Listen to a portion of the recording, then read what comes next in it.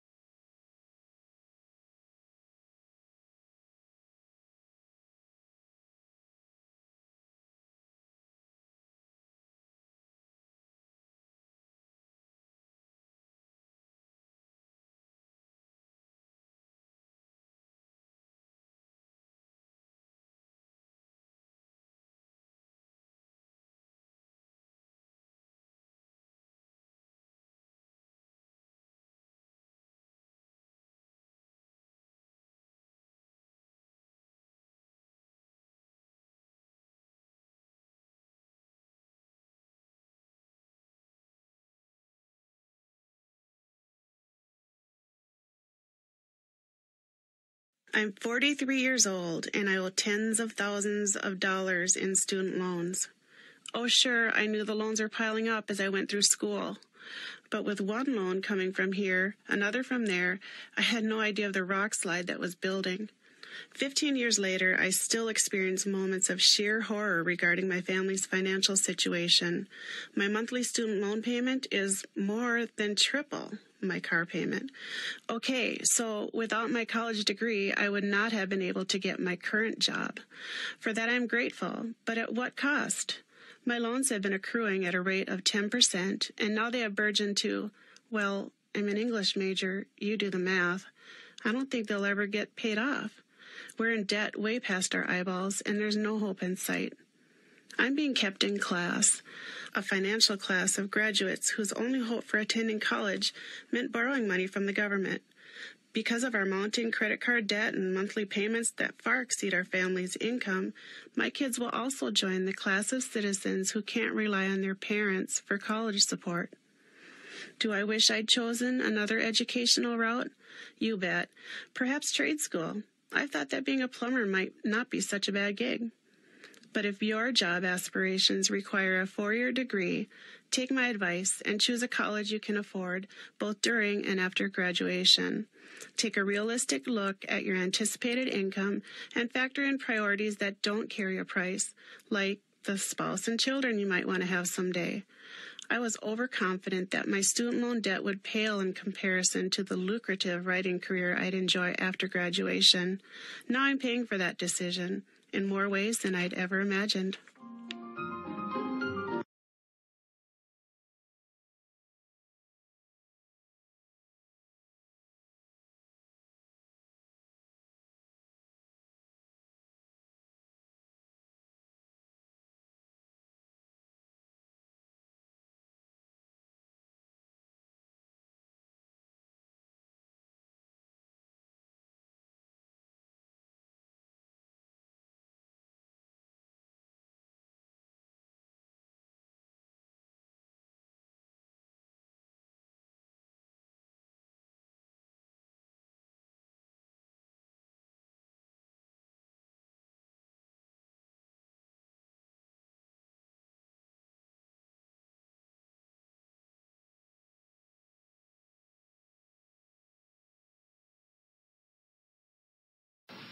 under appropriate conditions, mind you. Sound receptors. You've got sound receptors in your ear, and they're beautiful. We're not going to talk about them at any length, but there's little flappy, these little spiky things going along in your ear, and they can translate vibrational energy coming from your ear, hitting your eardrum, being translated into a vibration in the fluid in your ear, into a physical motion of these little receptors there, into an electrical motion, into an electrical signal that goes into your ear.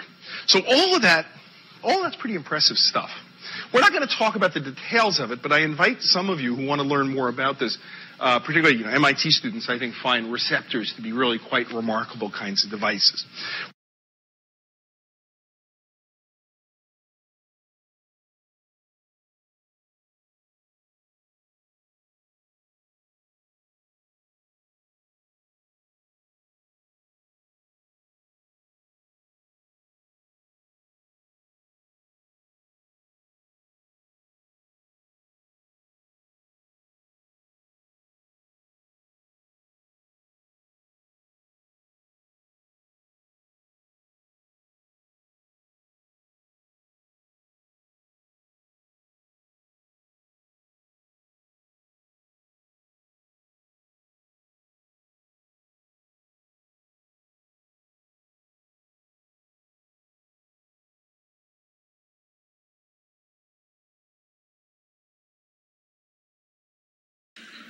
I had been writing nonfiction for years, actually, but secretly wanting to be a novelist. When I first started writing at the age of 30, it was with the intention of writing fiction. But I took a little detour for 10 or 12 years and wrote nonfiction, which I have absolutely no regret about at all. I think it was exactly the right thing for me to do. But there was that dream tucked away inside of me to do this. And I remember reading something that Eudora Welty wrote, who is, the great novelist from Mississippi who had a big influence on me, actually. She said, "No art ever came out of not risking your neck." And I think she's absolutely right about that. It felt that way to me at the time, and actually it feels that way to me every time I sit down to write something. Finally, in the early 90s, I took my deep breath and started writing fiction. It felt risky to me at the time to do that. And one of the very first things that I wrote was what I thought was going to be the first chapter of a novel called The Secret Life of Bees. I wrote it in 1992, and it is actually essentially the first chapter of the novel as it is now.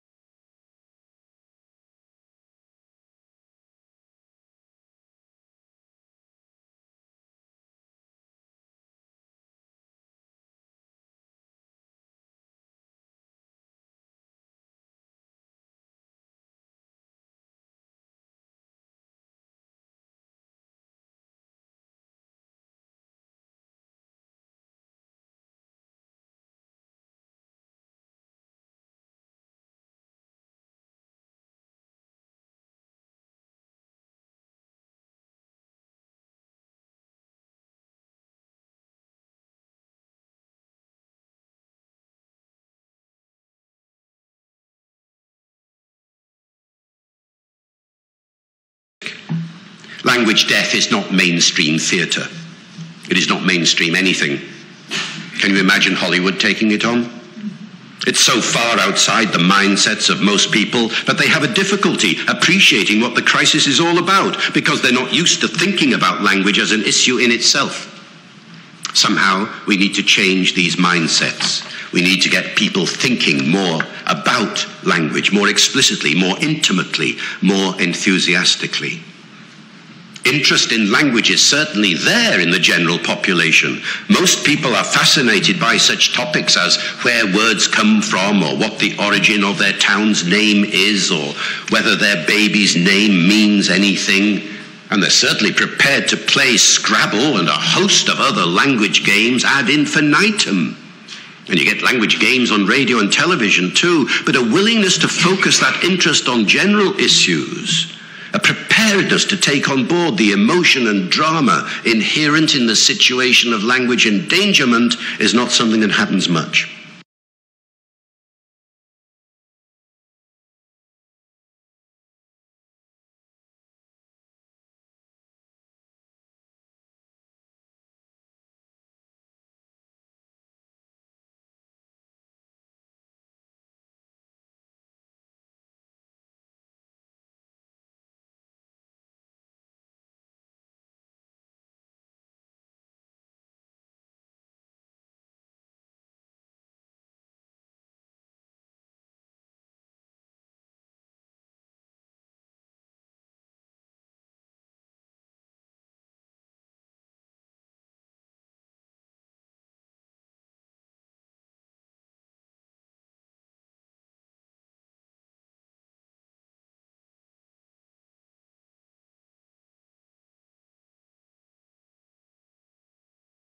Just over 10 years ago, when I was in the Royal Academy, a museum in the centre of London with my 3 children at the Aztec exhibition. I don't know if any of you saw it. I had an older child and 2 younger children. Twins is shown in this picture. And one of my children, 3 years old, shouted. And I've never denied he shouted. He shouted, "Monster! Monster?"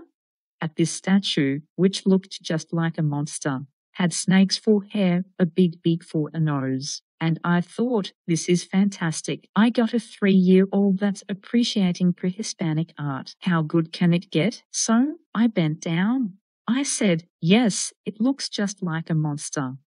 And at that moment, a security guard came over. Then a gallery assistant came over and said, we're being too noisy, and threw us out. Roll the family. During that time, I was a journalist with the Guardian newspaper, and 2 days later, I wrote a big piece in the Guardian about being thrown out of the Royal Academy. And what was really interesting was by the end of that day, at the paper we had over 500 emails from other families saying museums aren't working for us. Let's try and make it work.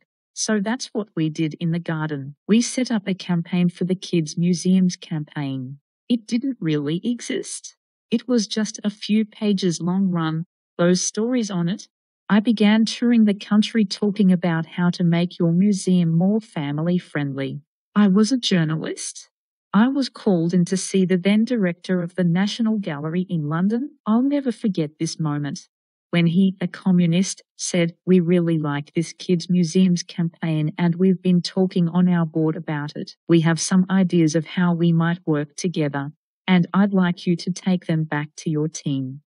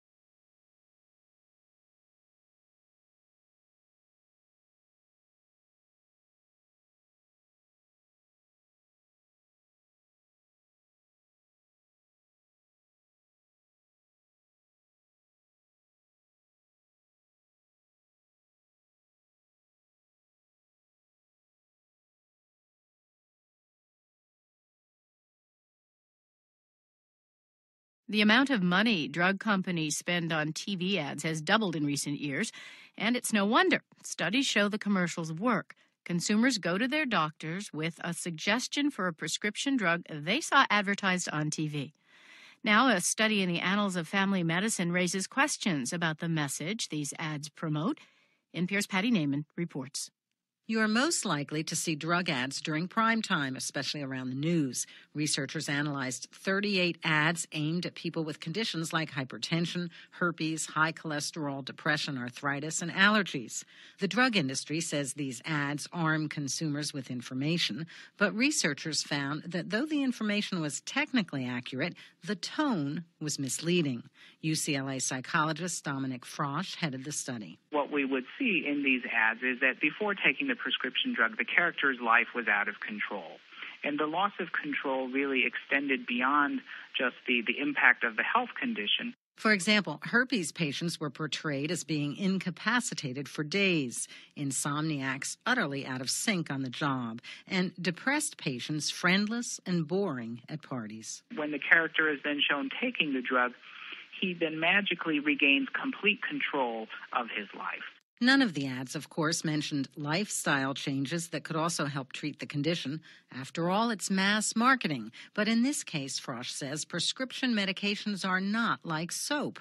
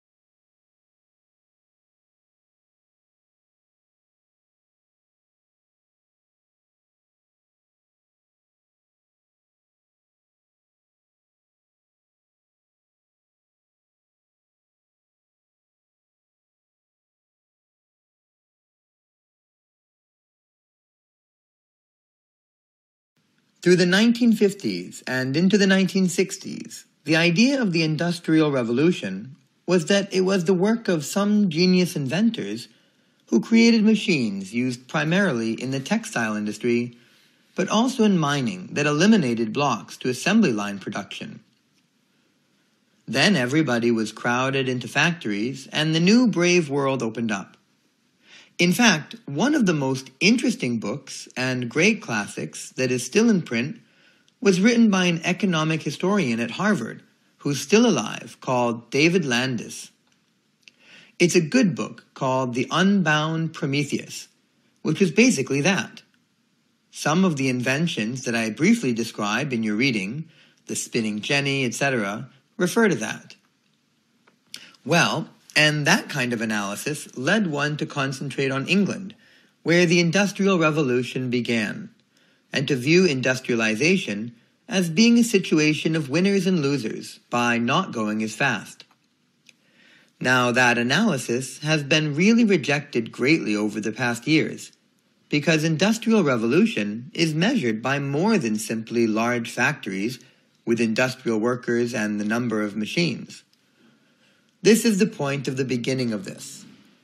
The more that we look at the Industrial Revolution, the more that we see that the Industrial Revolution was first and foremost an intensification of forms of production, of kinds of production that were already there. And thus, we spend more time looking at, the intensification of artisanal production, craft production, of domestic industry, which we've already mentioned. That is, people, mostly women, but also men and children too, working in the countryside. The rapid rise of industrial production was very much tied to traditional forms of production.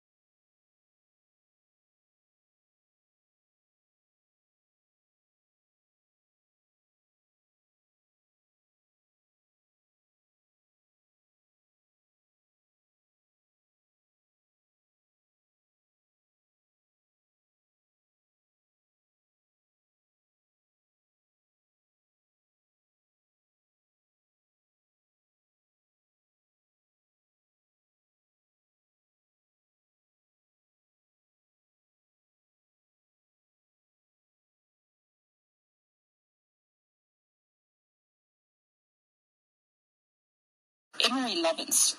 Who knows who Emery Lovins is? Nobody. Emery Lovins is an unusual character. He's something of polymath, just to say he sort of soaks up knowledge across a wide range of fields. He's not an academic. He has a consulting company which he runs off until he recently out of his home in Colorado. He lives outside Snowmass in a house built into the side of a mountain that has no furnace.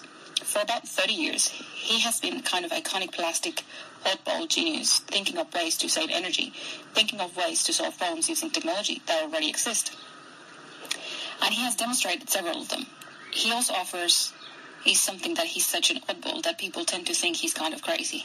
Anyway, Elizabeth Colbert went and spent some time with Emery Lovins, and so he's written this piece called Mr. Green.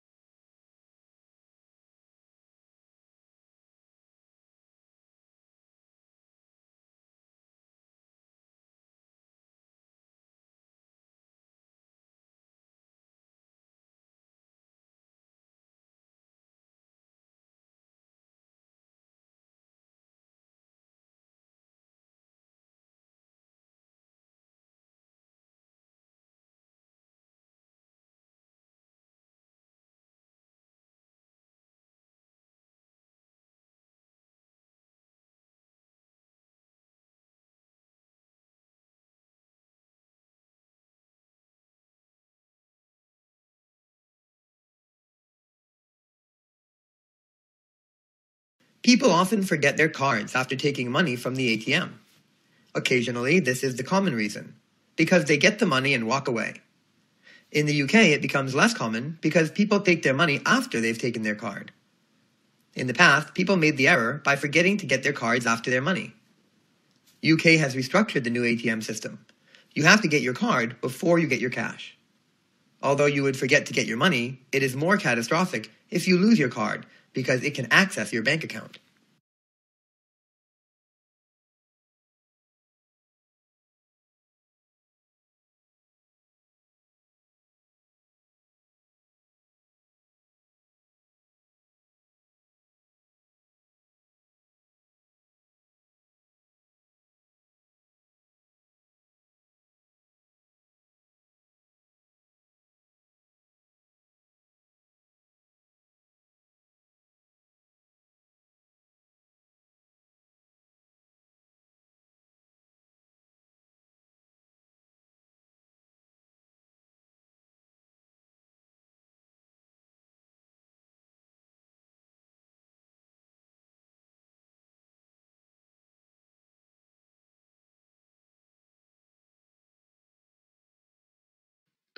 Last month, I published alongside my annual report a subject report on the development of citizenship in schools. The report celebrates the success of some schools in implementing the citizenship curriculum. It praises those schools where they have taken and have substantial developments in the subject, and which now go a long way towards fulfilling national curriculum requirements. In the report, we are critical of schools which have not taken citizenship seriously, either through reluctance or lack of capacity to make appropriate provision in the curriculum. Citizenship is marginalized in the curriculum, and in 1/5 of schools, it is less well established in the curriculum than other subjects and less well taught. And some critics have seized on this as a reason for wanting to step back from supporting it. Yet the progress made to date by the more committed school suggests that the reasons for introducing citizenship are both worthwhile and can be fulfilled, given the time and resources. Indeed, those reasons are given added weight by national and global events of the past few months. While not claiming too much, citizenship can address core skills, attitudes, and values that young people need to consider as they come to terms with a changing world. the main problems standing in the way of implementation of citizenship continue to be the lack of commitment on the part of many school leaders, an insufficient amount of initial and in-service training provision to ensure that every school can call upon teachers with subject expertise, and its uncertain place in the curriculum.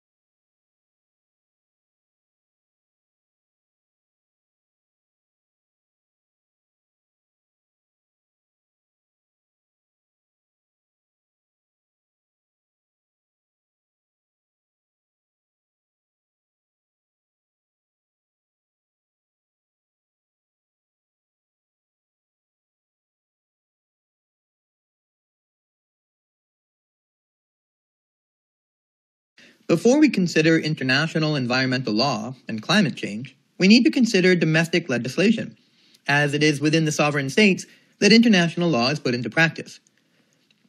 This reflects the environmentalist maxim, think globally, act locally. United Kingdom legislative control over the impacts of man's activity on the environment is not new. As long ago as the reign of Charles II, the main concern was the production of smoke from the burning of sea coal. Almost all areas of trade and industry were subject to very detailed legislative controls at that time, although some were governed by self-regulation in the form of guilds, who regulated both supply and methods of production. However, the measures implemented were mostly ineffective, because then, as now, the specifying of legal duties and standards without providing any appropriate enforcement merely indicated good intentions, but were of little practical effect. The next stage was prompted by the Industrial Revolution, with the urbanization of society and its profound effects on the environment. Local industrialists used the Adam Smith model to maximize their economic benefit, but this was to the detriment of the local environment with the operation of Gresham's law. That is, the bad drives out the good. Those industrialists who were concerned for either the health of their employees or the local environment faced higher costs than their competitors. The result was the need for increasingly comprehensive statutory controls on the discharge of pollutants into various receiving media.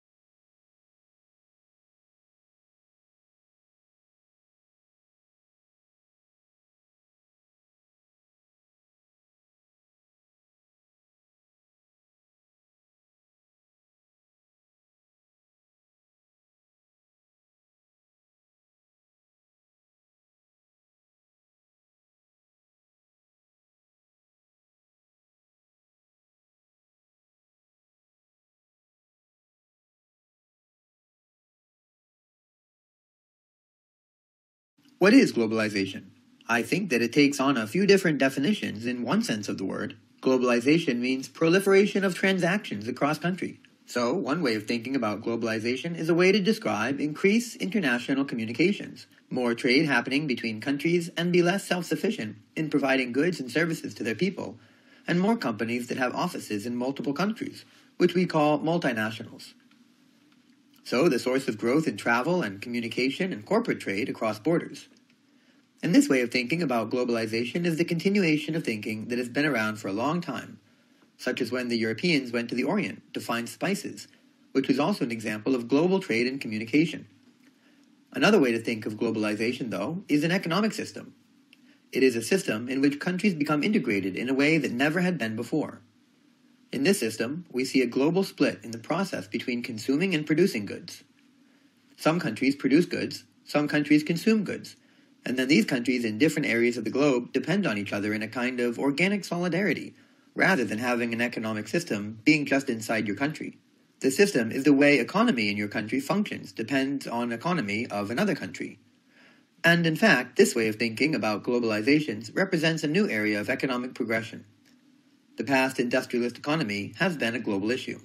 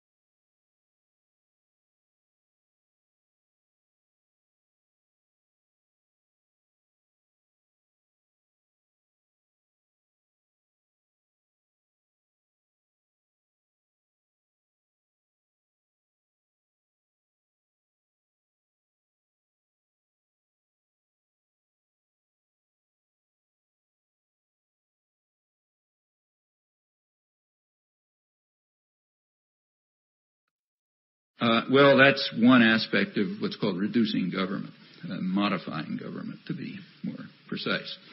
Another aspect of it is what's called devolution, moving governmental power from federal to the state level.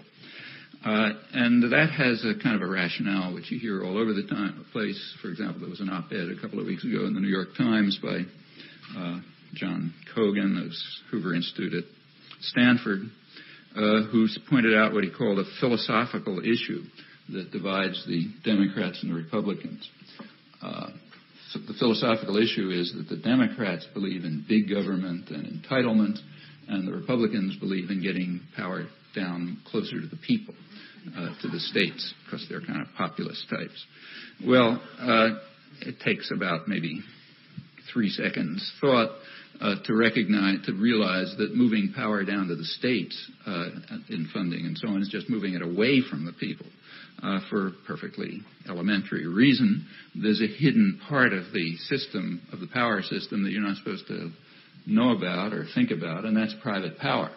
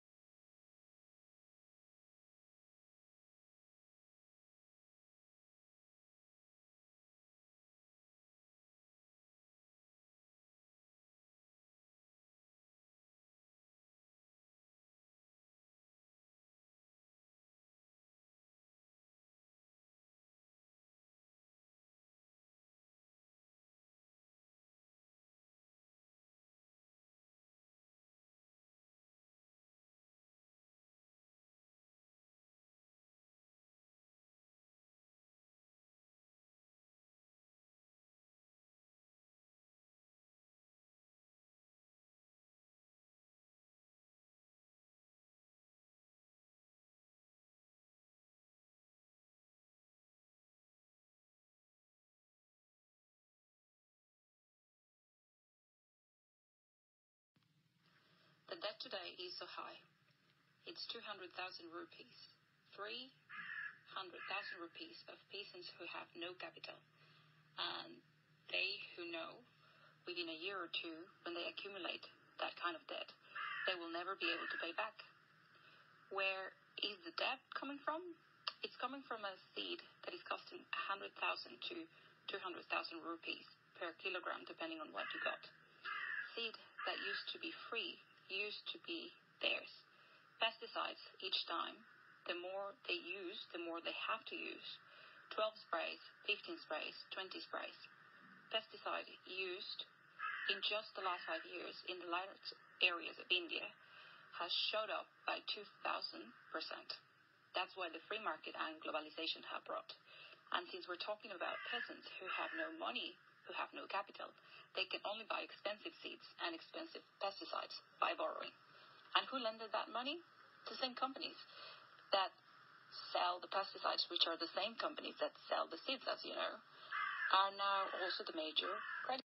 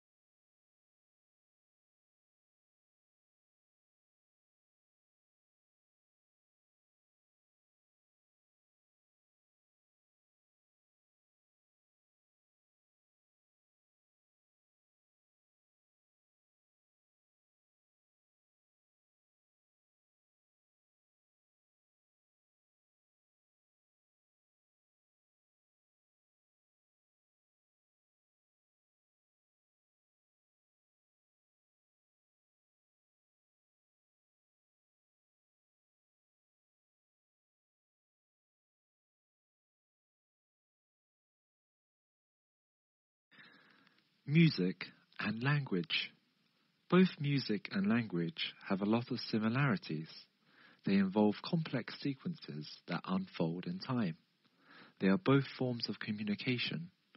This has interested all the world's best philosophers from Plato going back over 2,000 years ago. Scientists like Darwin wrote about possible evolutionary links between music and language in his book The Descent of Man. And so did artists like Leonard Bernstein, who gave a series of lectures at Harvard in the 70s. He spoke about the grammar of language and the grammar of music from Noam Chomsky's theories. So it's a persistent question. It keeps drawing interest from scientists today, but there are some basic, obvious similarities. For example, both music and language have rhythmic, systematic patterns of timing, accent, and grouping. Both language and music have melody-structured patterns of pitch over time. Both have syntax discrete elements like words or notes, and principles for combining those elements into sequences. Sentences are just random sequences of words. Both convey affect, which means emotion using sound. You can make out a lot of emotion from a person's voice, and music has the characteristic of providing emotions like happiness or sadness.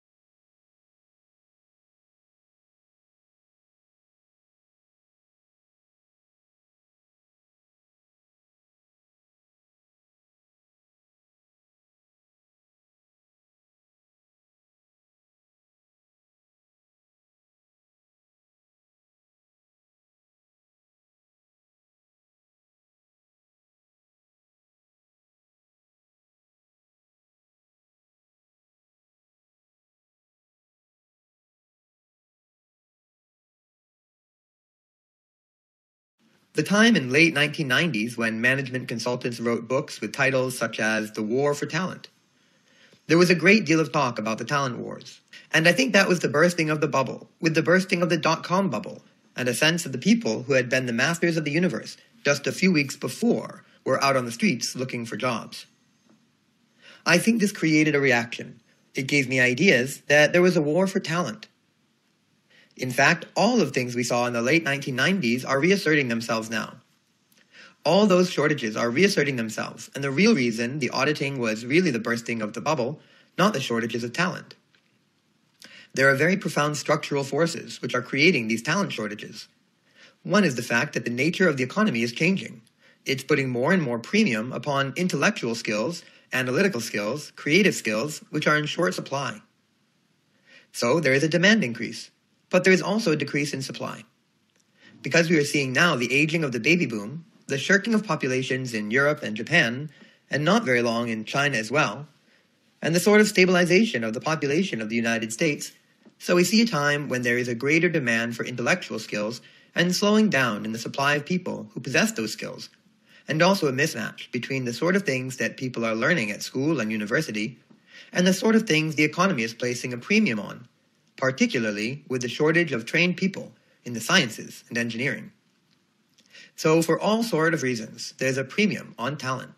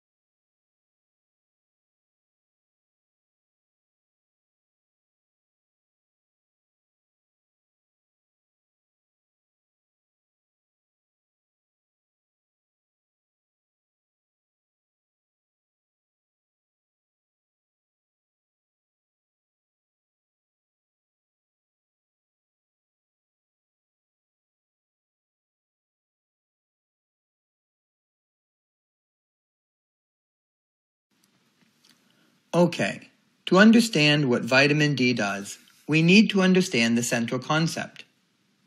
The function of vitamin D is to maintain blood calcium.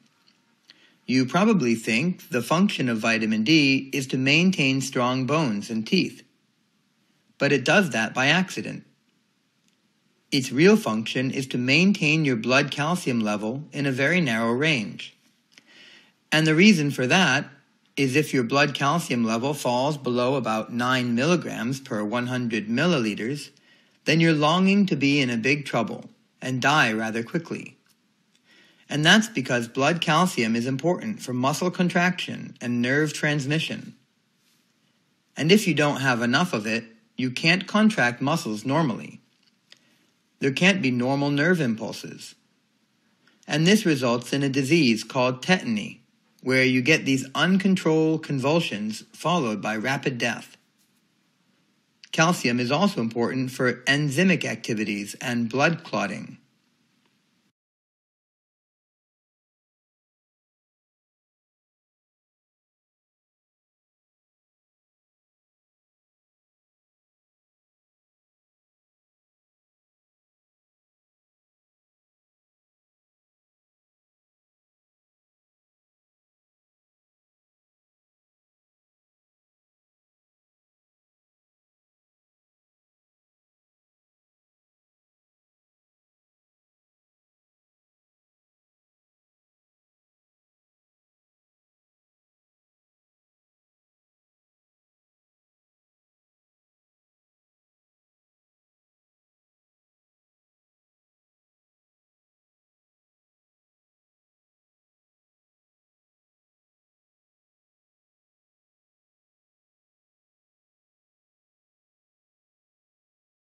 I think there is an intense competition at the moment to hire the most talented and most intellectually able people.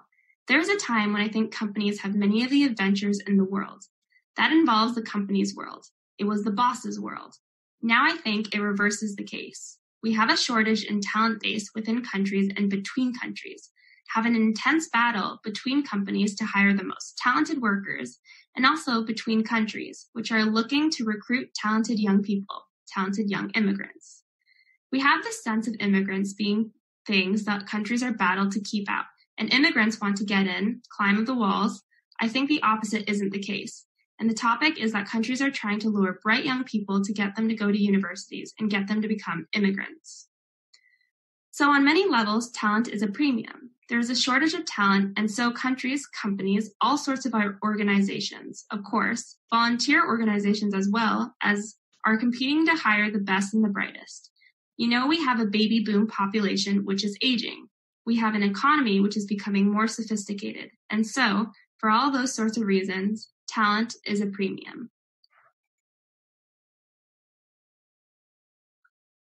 That's it.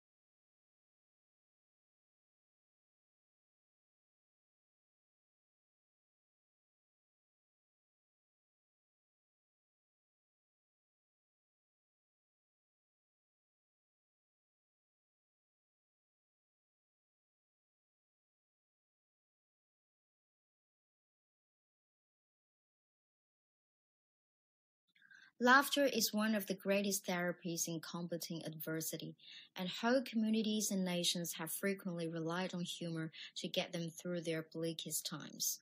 On August 13, 1961, the barbed wire was rolled out of Berlin to create the Berlin Wall. For nearly 30 years, until it was dismantled, wall jokes proliferated, especially among those living in the East.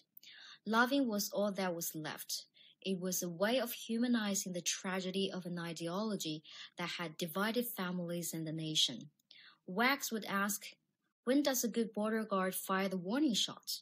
and answer with chilling wit, "At the end of the second clip of ammunition," thereby making light of the German Democratic Republicans' command to its border guards to shoot to kill anyone trying to cross the wall. Jokes about those who rule you, and sometimes those who tyrannize you, are a form of folklore that has existed in societies as seemingly different as communist in Eastern Europe, Tsarist Russia, modern Egypt, 12th century Persia, and modern-day Iran. Humor can also be wonderfully subversive. It can protect self-respect and identity.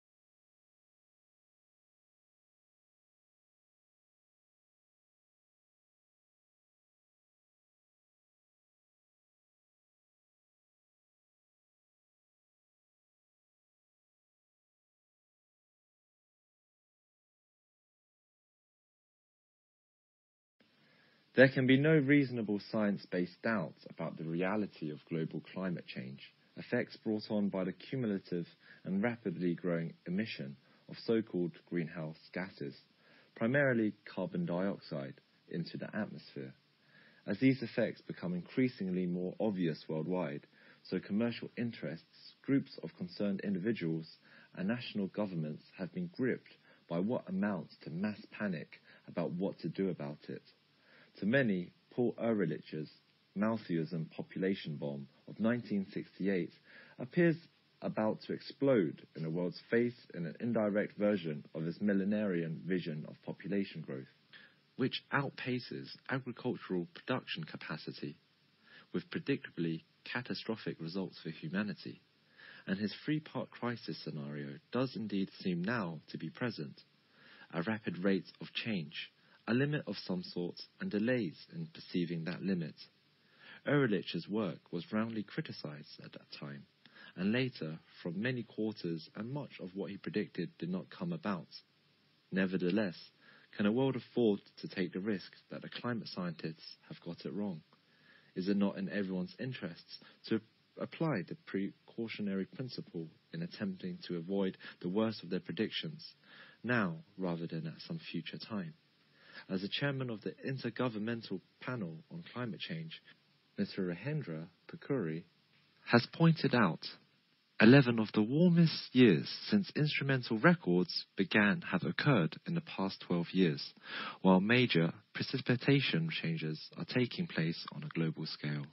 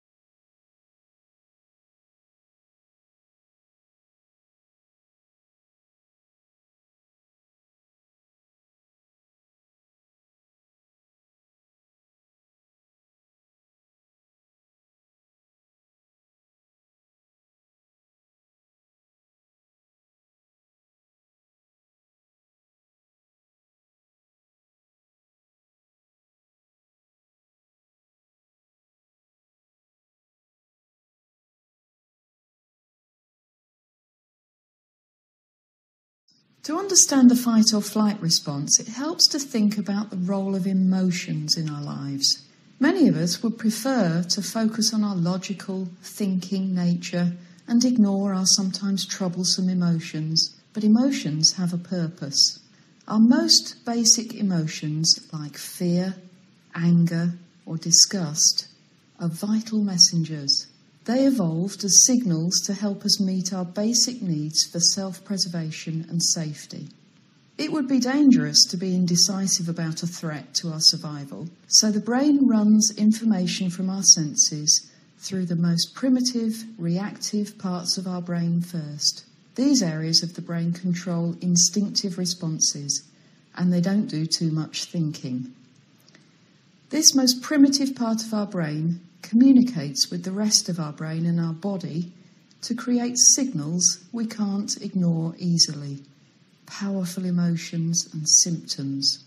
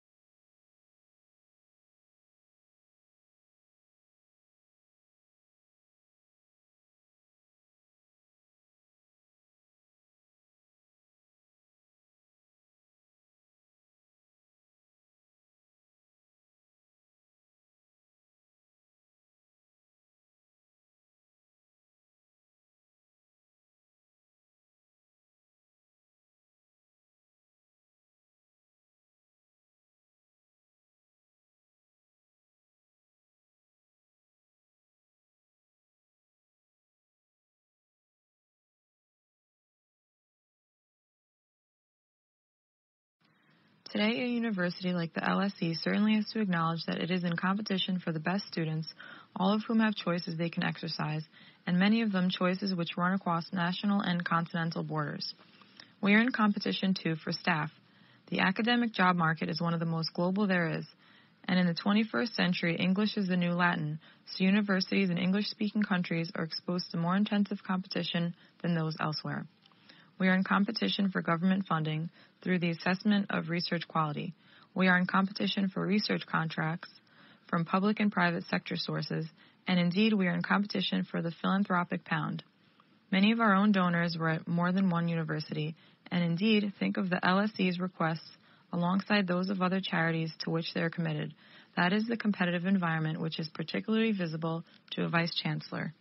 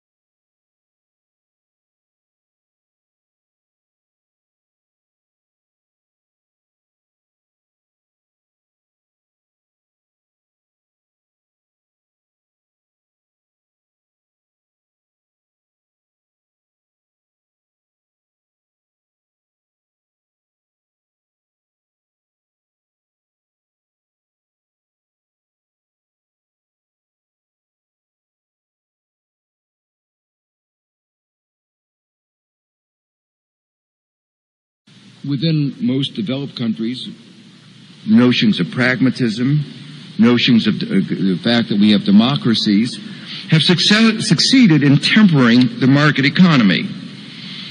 In the 19th century, 18th century, the Industrial Revolution had some very negative effects on people, particularly working classes all over the world.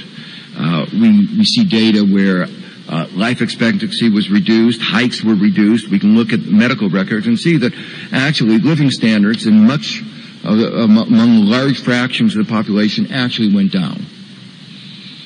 But eventually we passed legislation about working conditions, and eventually We circumscribed some of the worst kinds of behavior. We eventually, in the 20th century, we put regulations that imposed better environmental conditions. And so some of the damage was reversed, and that we have made the market economy work in ways that the benefits of it are at least far more widely shared than they were 100 years ago.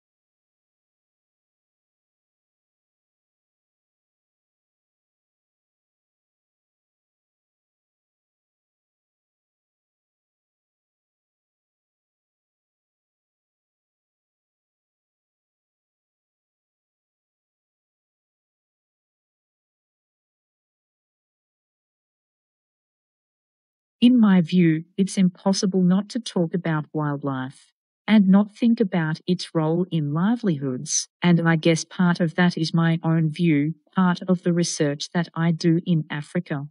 In most East and West Africa, I look a role all the humans rely on wildlife as the source of food and also the source of income.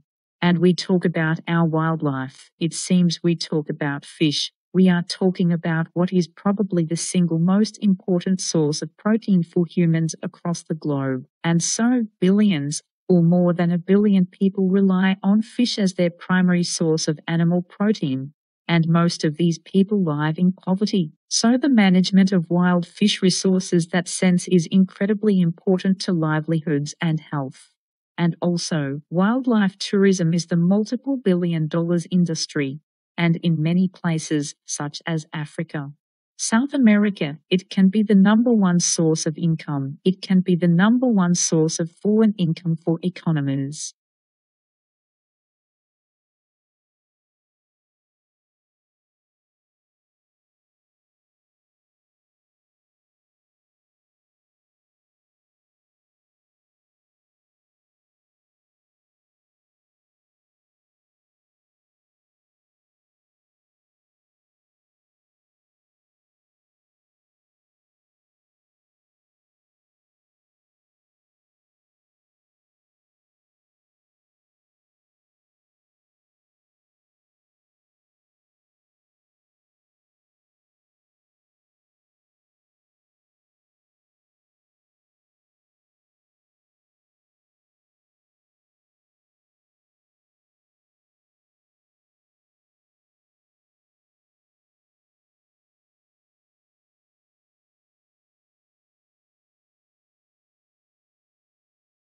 But you can see from the relatively crooked and narrow streets of the city of Rome as they look from above today, you can see that, again, the city grew in a fairly ad hoc way, as I mentioned. It wasn't planned all at once. It just grew up over time, beginning in the 8th century BC.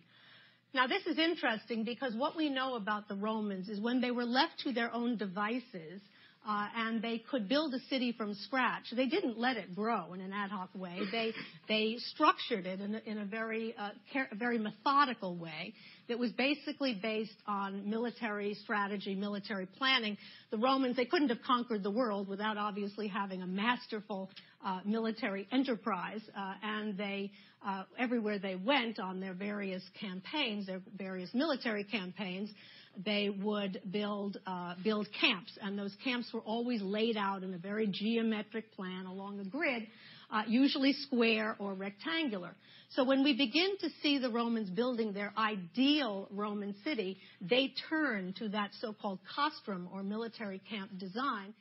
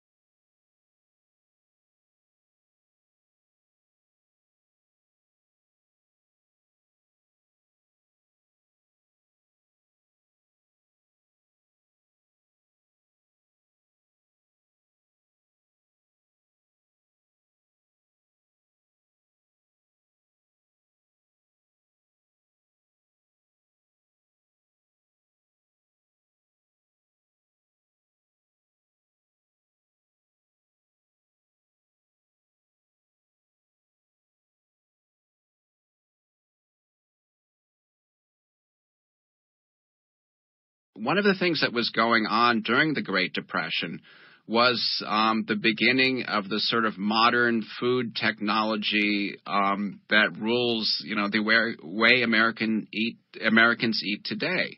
That is, there are a lot of canned foods were coming onto the market at the time, and also refrigerators were really becoming very, very popular during the Great Depression, both in cities and in rural parts of the country, thanks to electrification, the Rural Electrification Administration. People could buy appliances, farmers could buy appliances, and that meant frozen foods were becoming big. At that time, few people could afford to buy them during the early years of the Great Depression, but, gradually these things picked up. And so this was like the sort of beginning of the era when people were starting to think about supermarkets with rows and rows of freezer cases and rows of canned foods.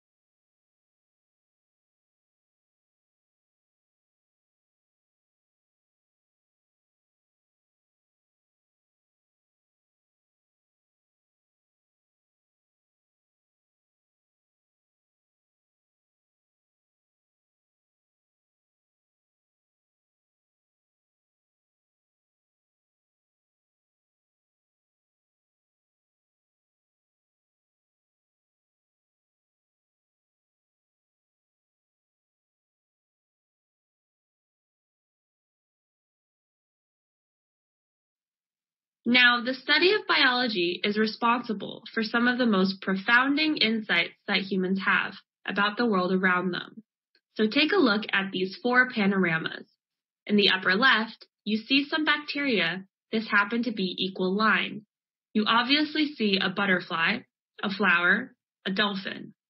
If you see that at the outer space just looks these different forms and structures, you have no idea that they were all related to one to another. So one of the most profound things that biology told us is that all life on Earth is exceptionally related similar to one to another. So for example, all of these life forms rely on DNA and RNA for storing and transmitting and using their genetic and inherited information. They are all based on cell. Cell is the fundamental building blocks of all life.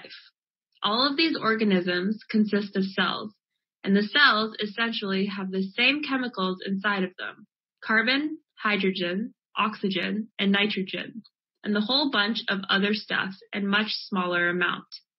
All these organisms conducted metabolism, in other words, chemical reactions that using convert energy from one form to another. And the basic chemistry is all very similar to one and another. The types of molecule is used very similar to one and another.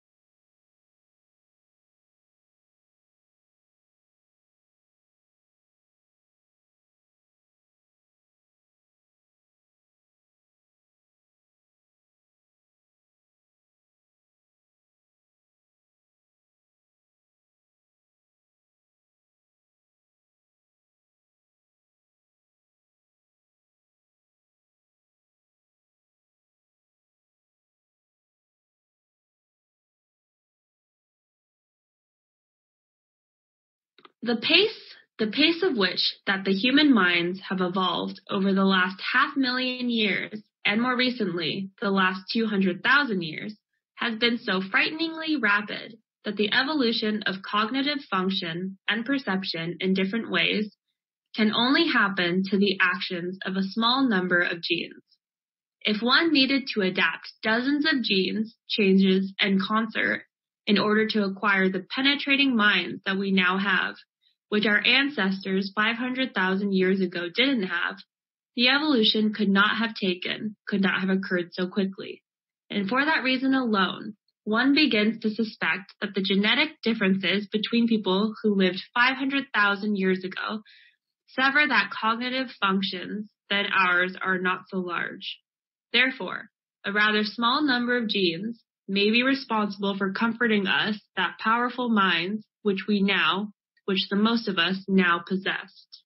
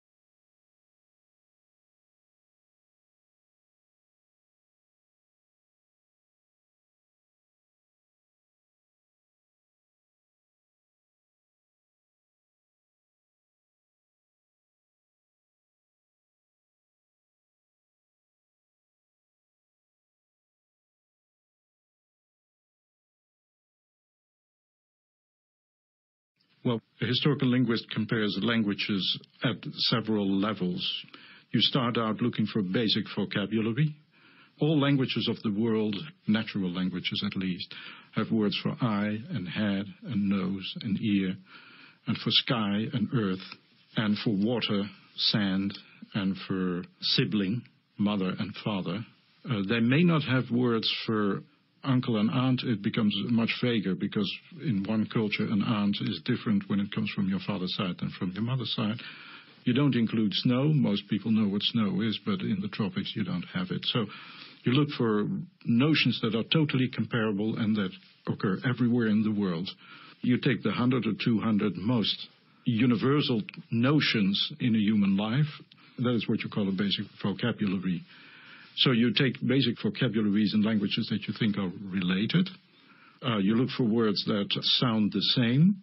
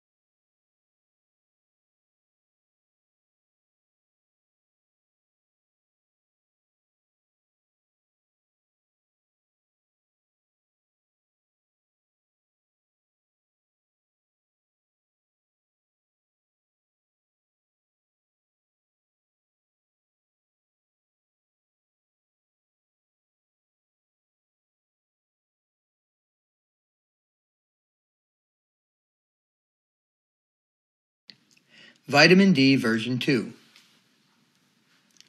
So today we're going to finish talking about the fat-soluble vitamins. I'm going to start with vitamin D. And I think probably most of you know that vitamin D is called the sunshine vitamin. And it's called that because there's absolutely no dietary need for vitamin D if you get adequate sunshine. And the real important word there is it, because it turns out that in climates which aren't near the equator, there's a big question as to whether or not using these you get adequate sunshine. And that's important because foods are not naturally abundant in vitamin D. And that's why milk is fortified, but the fortification may not be enough. So again, just exposure to sunlight is adequate, no need for vitamin D. So vitamin D really isn't the vitamin, it's a pro-hormone when human beings evolve. We evolved in tropical climates and ran around naked. there was plenty of skin exposure to sunlight, and so there was no dietary need for vitamin D. As humans migrated away from that tropical regions, they actually created a need for vitamin D in food because sunlight was inadequate, particularly during the winter.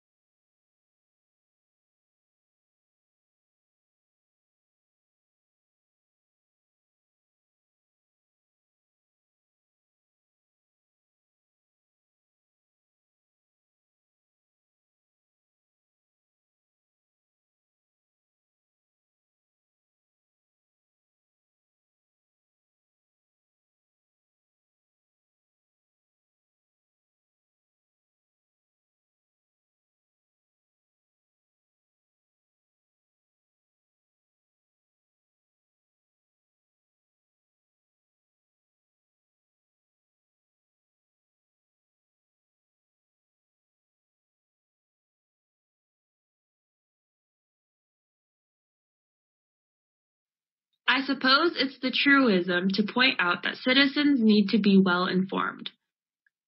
Maybe it's something we take for granted in our liberal Western democracies, but there will be plenty of societies, well, that is run counter to explicit government policy. Many areas of the world still suffer from the reverie of the deliberate missing information. Governments, especially the unelected ones, but also some elected ones, have denied the events that have ever taken place. They pretend that other events did take place. They would help spin what they cannot deny, and sure they've used every trick of the book to pull the eyes of the world and in an attempt to cover up their mistakes.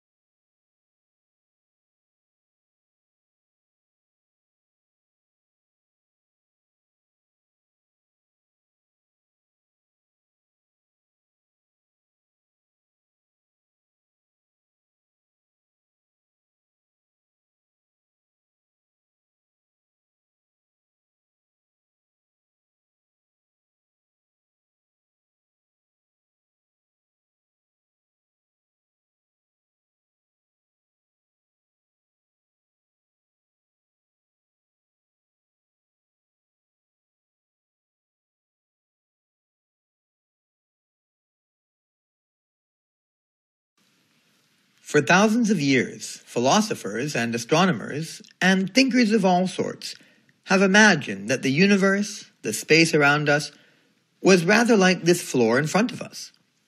It was fixed and unchangeable, and things happen on it, just as people walk around. So the stars, the comets, and the planets, and the other heavenly bodies moved around and traced down their parts on this completely unchanging stage of space. In the 20th century, as the result of Einstein's work, that view of the universe was completely transformed. We began to understand that there was no absolutely fixed stage of space at all on which all celestial notions were played out.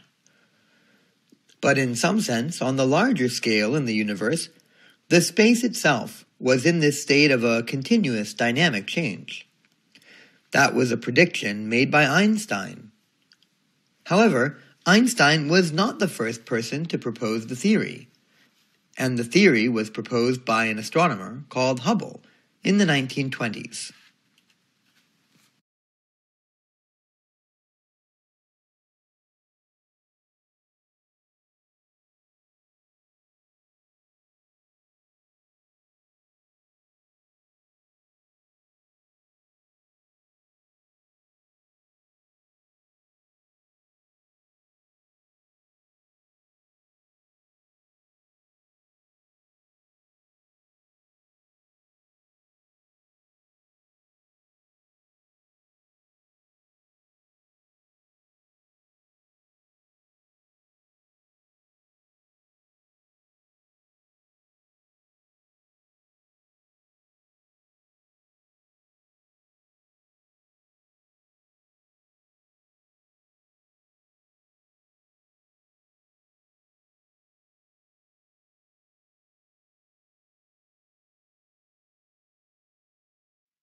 Globalization is an overused and often misunderstood concept.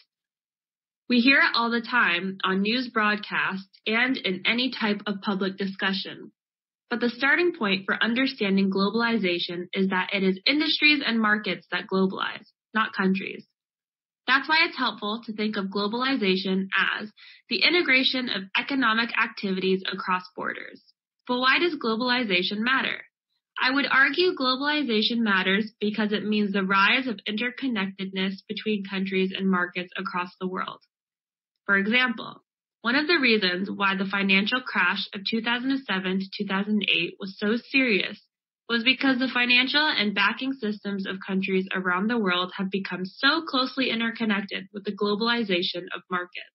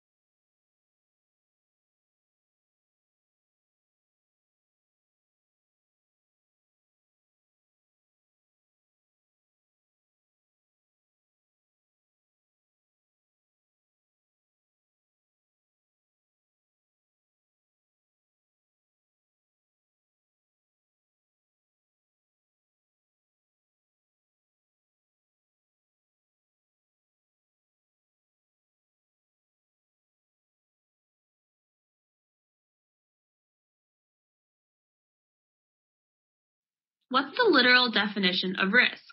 Business schools use risk analysis. So what do you mean by risk? And we need a dictionary. When you look at dictionary, this is literal definition of risk. What it says is, the definition, for example, the possibility of injury, a dangerous element or factor, chance of, degree or possibility of such loss, and so on. So risk has two parts, as you look at the literal definition of risk. One part is the consequence of some kind of particular danger, hazard loss. And the other is about the probability of it, chance and consequence, okay? And then at least just as English language concerns, when you look up the word of safe and safety, what you'll earn as, it's a little bit of a loop, a little circular argument that free from harm or risks, secure from danger, harm or loss, the condition of being safe, and so on for all. And why we take out of it. At least when we talk about safe, at least in English language, we are talking absolute something is safe, or it sounds safe.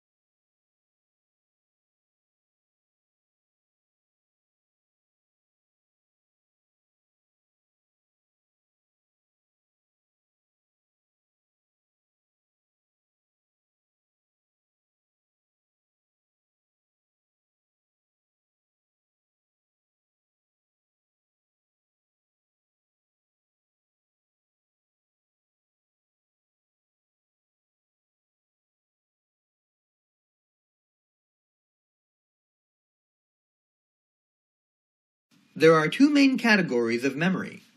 Implicit memory, which is also called procedural memory, cannot be consciously recalled. It is an experimental or functional form of memory, informed by cultural and social background. With implicit memory, behaviors are automatic. We recall implicit memories naturally, so we are not aware when we are using them. Examples of implicit memory include using languages naturally, driving automatically, reading and writing. When people try to consciously describe how to drive, they may misrepresent how they actually drive. What we often describe as bad memory is explicit memory.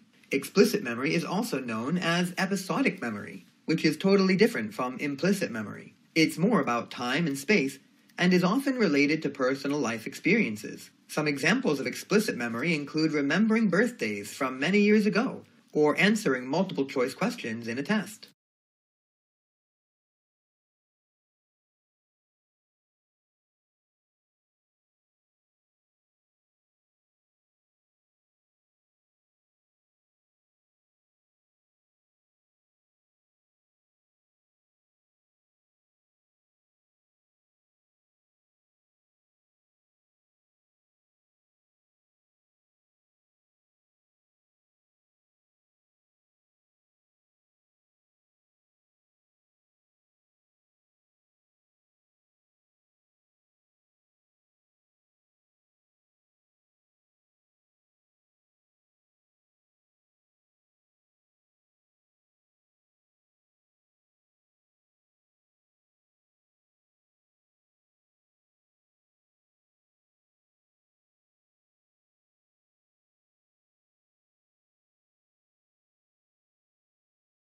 One of the most amazing things that's happened even in my lifetime is the prediction of cosmology. When I started out 40-odd years ago, we thought we knew that the universe began a Big Bang. Some people doubted even then. We thought the universe was about 10 or 20 billion years old. But now, for really very sound scientific reasons, we can say that the universe did start it in a Big Bang, and it's 13.8 billion years old. So it's not 14, it's not 13, because a decimal point in there, and that's a stunning achievement to know that. And we also know that the laws of physics that apply to tiny particles inside atoms also explains what happened in the Big Bang. You can't have one without the other. A very neat example of this is that when you apply nuclear physics, that kind of physics to understand how stars work, you find out that the oldest star in the universe is about 13 billion years old. So their universe is just a little bit older than the stars. Fantastic! If we'd done it and counted in the other way around, and said that the stars were older than the universe, we would say science were in deep trouble. But it's not. Everything fits together, and we know how the universe began. We got to know how the way it is. The future that it'll suspects we don't know quite well what's going, but we got some ideas, which are as good as those ideas we had 40 years ago about how Big Bang happened.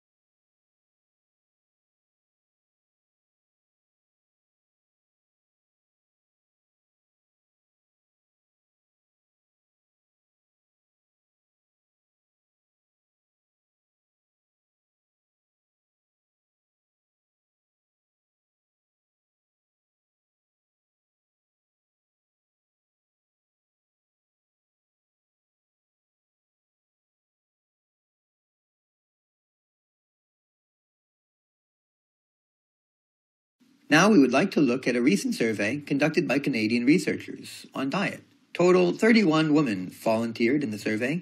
They have been told to participate in the exercise program without changing their diet. After a careful observation, the researchers found that some volunteers experienced a body fat change after 6 months from the day they have started the experiment. The findings further stated that some lost significant amount of fat, which led to decrease in body mass. On the other hand, there were others who did not lose fat at all. The study concludes that there must be two explanations. Those who did not lose weight must have eaten more, and another factor is that it is because there is psychological reason not to believe in losing fat.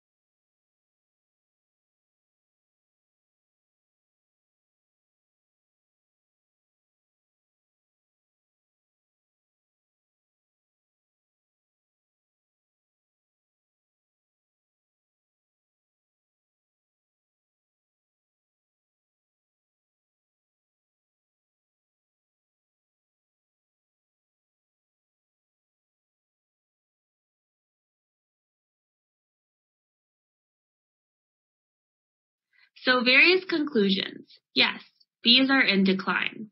These declines are well documented. They are real and reported by good, strong scientific evidence. It is the only evidence that counts. The drives to decline are many. They are varied depending on species. The fact of pollinator loss could be absolutely huge. So, is it a catastrophe? Not yet, but it could be. On the positive side, we're aware of the problem, aware this is being raised with time, and people are taking actions fast. We've recognized the problem, and that, at least, is being done.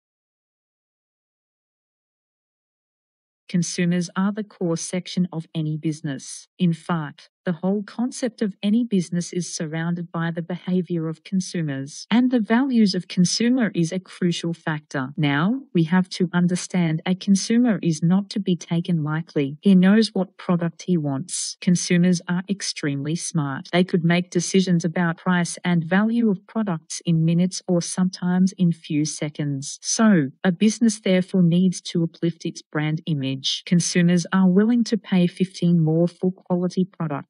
However, the conflict starts when manufacturers fail to meet the expectations. This lies in the basic fundamental of engineering in designing a product. Consumers want products to be softest, but at the same time, they also want product like toilet papers to be light and strong, something which can be easily be torn. The brand Tide is really good example. There was a problem of shaking the washing powder before being put into the machine as it caused the damage the material of the clothes. Tide had to made up to a lot of expectations for consumers.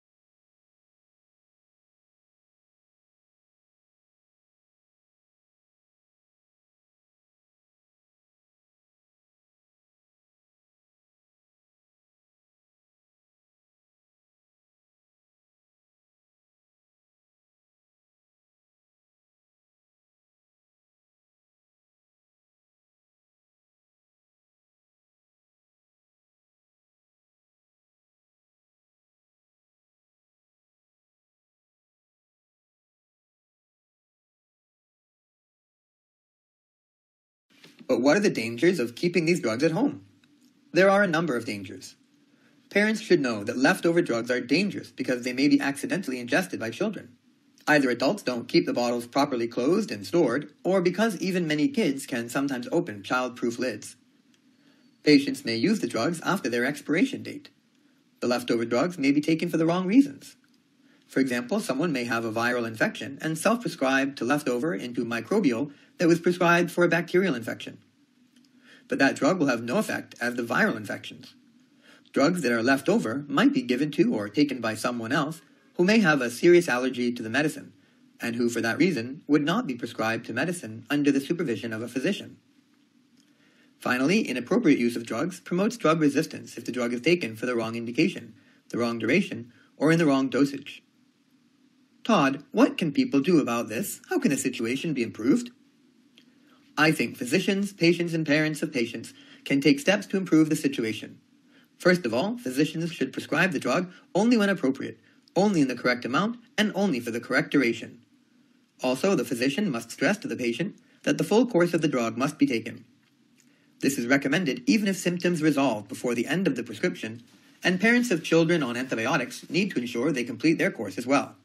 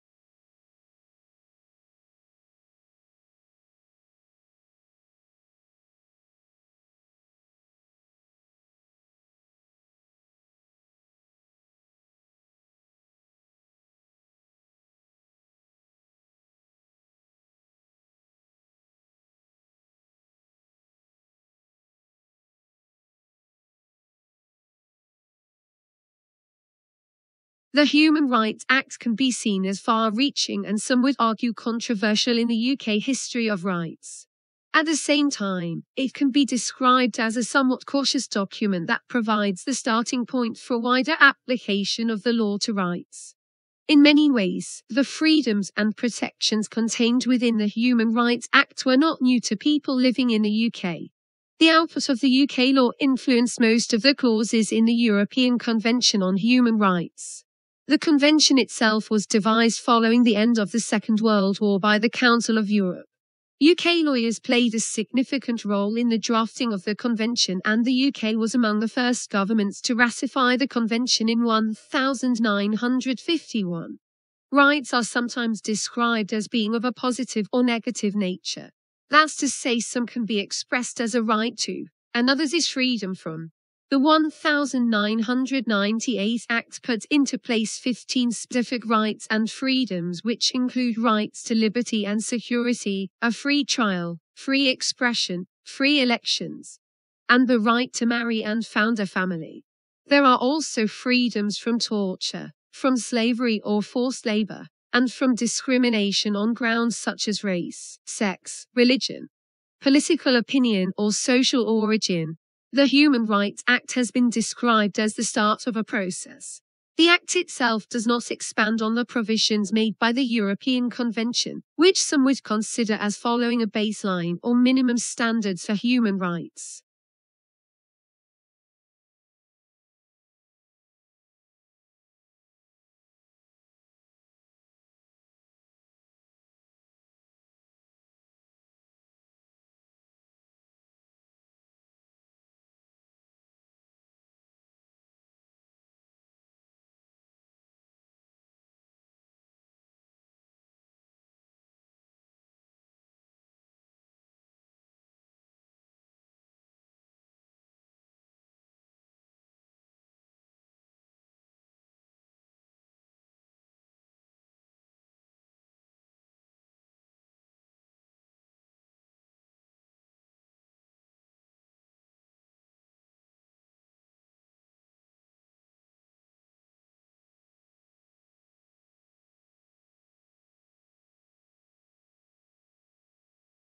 Well, it's like, why is Australian housing so expensive?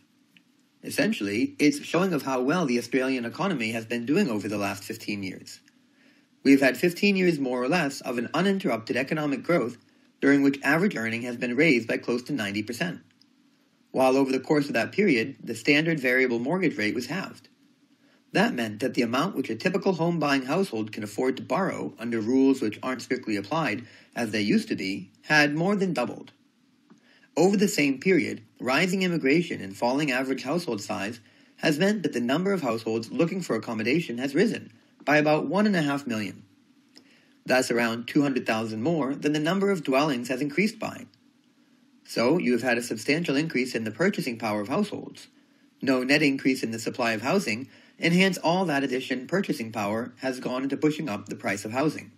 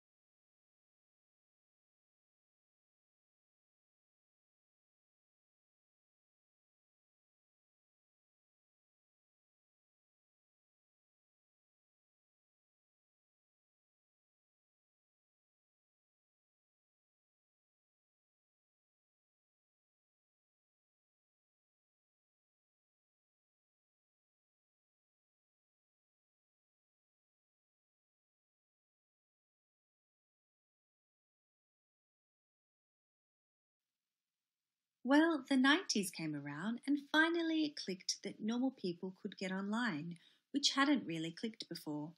And the little trick that finally put it together was Tim Berners-Lee HTML. So thank you to the UK for providing the fellow who finally put the missing chink in place. And then what happened in the 90s was this extraordinary outpouring of creativity and constructiveness from millions and millions of people. There were millions of people making web pages, creating content online, creating social experiments, creating lessons, all sorts of things. And the first decade of the web took place without much of a profit motive, without any particular charismatic figures driving it, without fear, without a desire for an afterlife or any other religious gambits, without advertising, without any of the traditional motivational schemes. It simply happened because people enjoyed it and it was a good idea.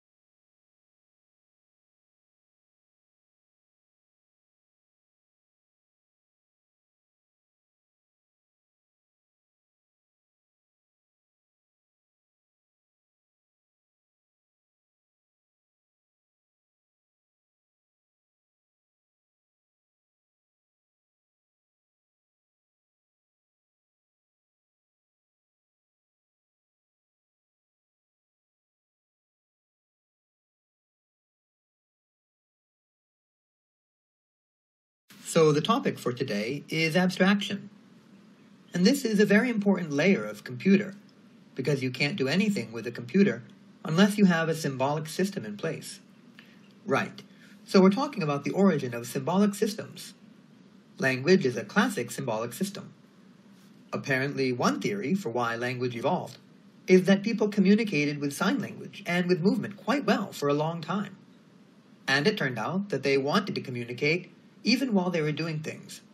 So while they were trying to strangle the dinosaur, not the dinosaurs, the rhinoceros, they wanted to say, "Come help me," and they used sign language to do it. They had to let go the rhinoceros, and the rhinoceros ran away. So you can see that it's a good idea to be able to do something with your hands and be able to communicate at the same time. Hence words and language.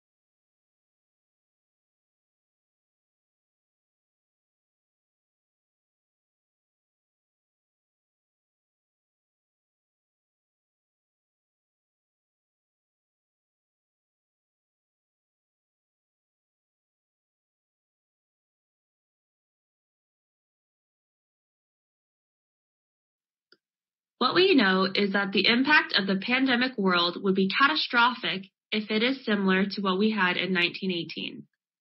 In the United States, there has been unprecedented amount of preparation so far. It affects every aspect of public health.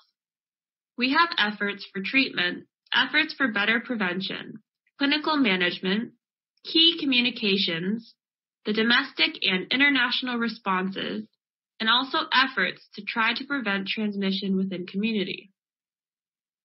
The federal government has had tremendous amount of resources that they have put into development of the new antiviral drug stockpiles, development of new vaccines, and manufacturing facilities for vaccines. So there's quite a lot that's happening in the United States. However, developing countries do not have the level of resources found in more developed countries. That's the real challenge.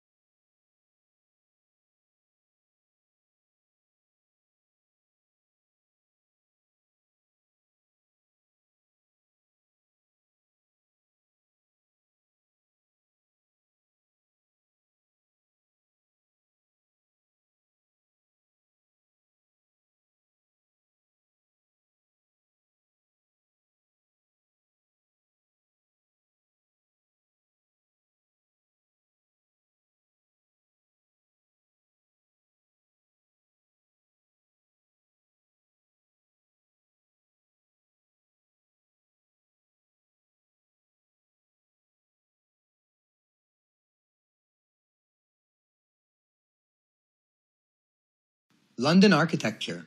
It seems to me that architecture is very much something that causes us both pleasure and trouble. I live in the part of Western London where I think many of the streets where I live are really, really ugly. And this distresses me every time I walk to a supermarket or walk to a tube. I think, why did they build that? And without architecture. It lasts so long, and if you write a bad book or do a bad play, I will be shocked when it be showed, and then no one would suffer. A bad building has a serious impact could be hundreds of years on the people around it. And suppose the book arose a little bit from the frustration, almost anger, then there is so much bad architecture around. And then I realize if you talk about architecture, you will say, why buildings are not more beautiful? Then you will say, I can use such work as beauty. That's a really arrogant word. And no one knows what beautiful is. It's all in the eye of beholder. I couldn't help but think that actually, that we all attempt to agree that Rome is nice than Milky Kings, and San Francisco has the edge of Frankfurt. So we can make that sort of generalization. Surely there are some things we can say about why a building works or why it doesn't. So the books really attempt to suggest why architecture works when it does, and what might going to be wrong when it doesn't work.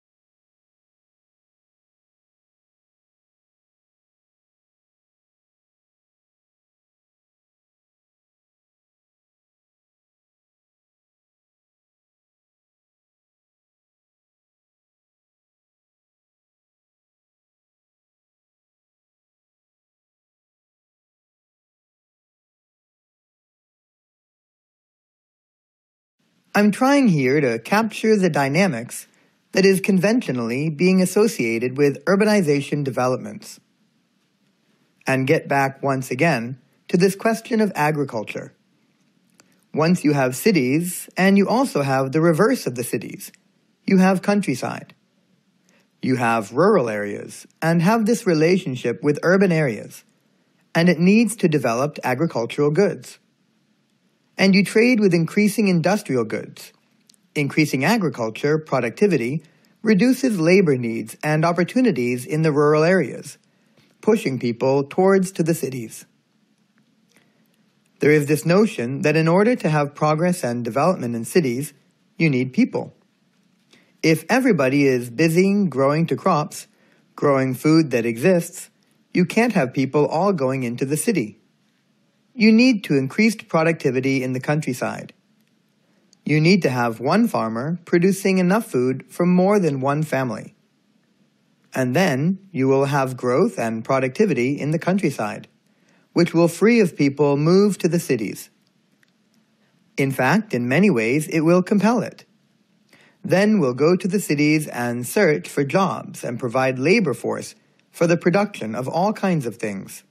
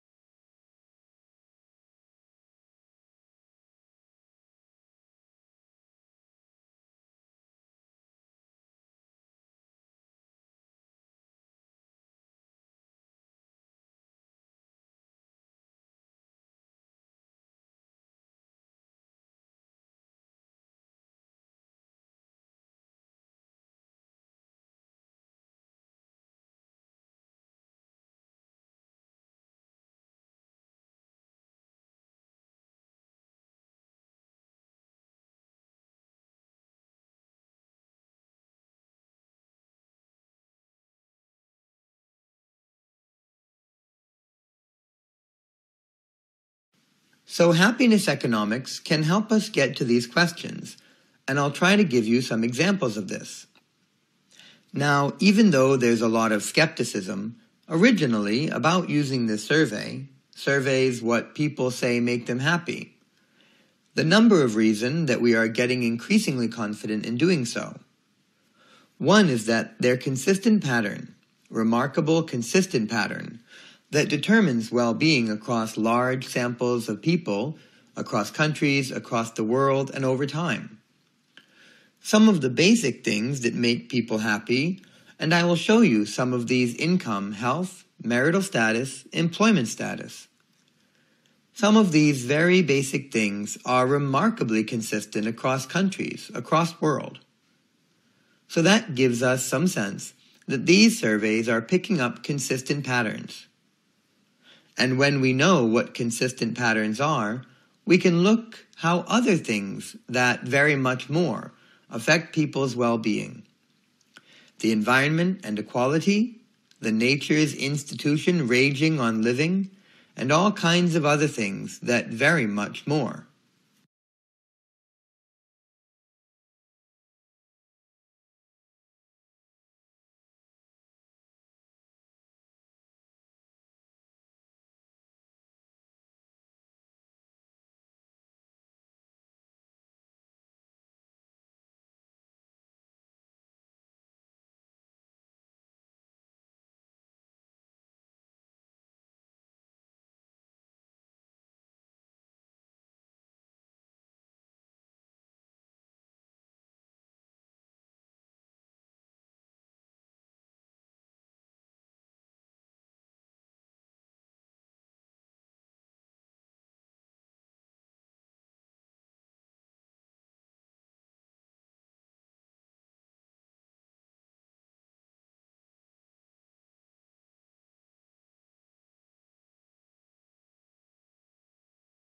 Last week we talked about how people recognize objects, and really how well people recognize objects, given how difficult the problem is, given how objects can be seen in all different sorts of illumination, in different positions, in different angles. And yet we are able to extract that information. We are able to take the visual stuff out there, interpret it in a way that allows us to recognize all the different things that we can in our environment. Today we're going to kind of carry on looking at that, but we're going to look at what's really a special class of objects. That's the human face. So we're going to look at how we recognize human faces, and how we do it quite as well as we do. We're really expert at recognizing faces. So again, we can think about how do we take that visual information, and how do we transform it into a form which allows us to put a name to a face, and to do all the other clever things that we can do with faces. So I'm going to start off again by just pointing out that it's a hard problem. Face recognition is a hard problem, and it's a clever thing we do. If you think about all the different types of faces you can recognize, and all the different types of information you can get from the face, you kind of start to appreciate how well we can do face recognition.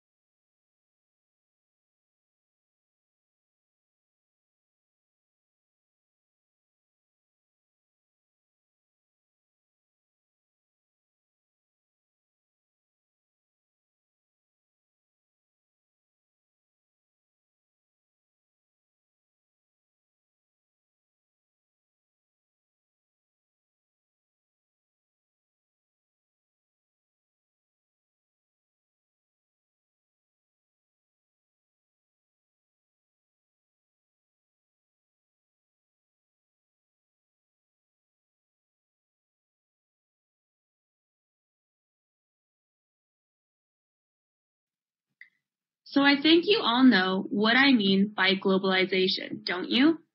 This is the idea that we all live in a global village with instant communications. We can share ideas and consume cultural artifacts from countries all over the world just by going into the internet and all dream, basically. The world is shrinking. In terms of speeds, it is accelerating, but in terms of distance, it's shrinking. What do I mean by detraditionalization? I mean the disappearance or the erosion, for the better word to use, the erosion of traditional cultures, of conventional ways of doing things, of conventional moralities. More and more young people around the world are rejecting the culture they grew up in, and it's probably a little bit cruel. But some imitates a Hollywood model of society, rather than the one which they inherit from their local tradition background, okay?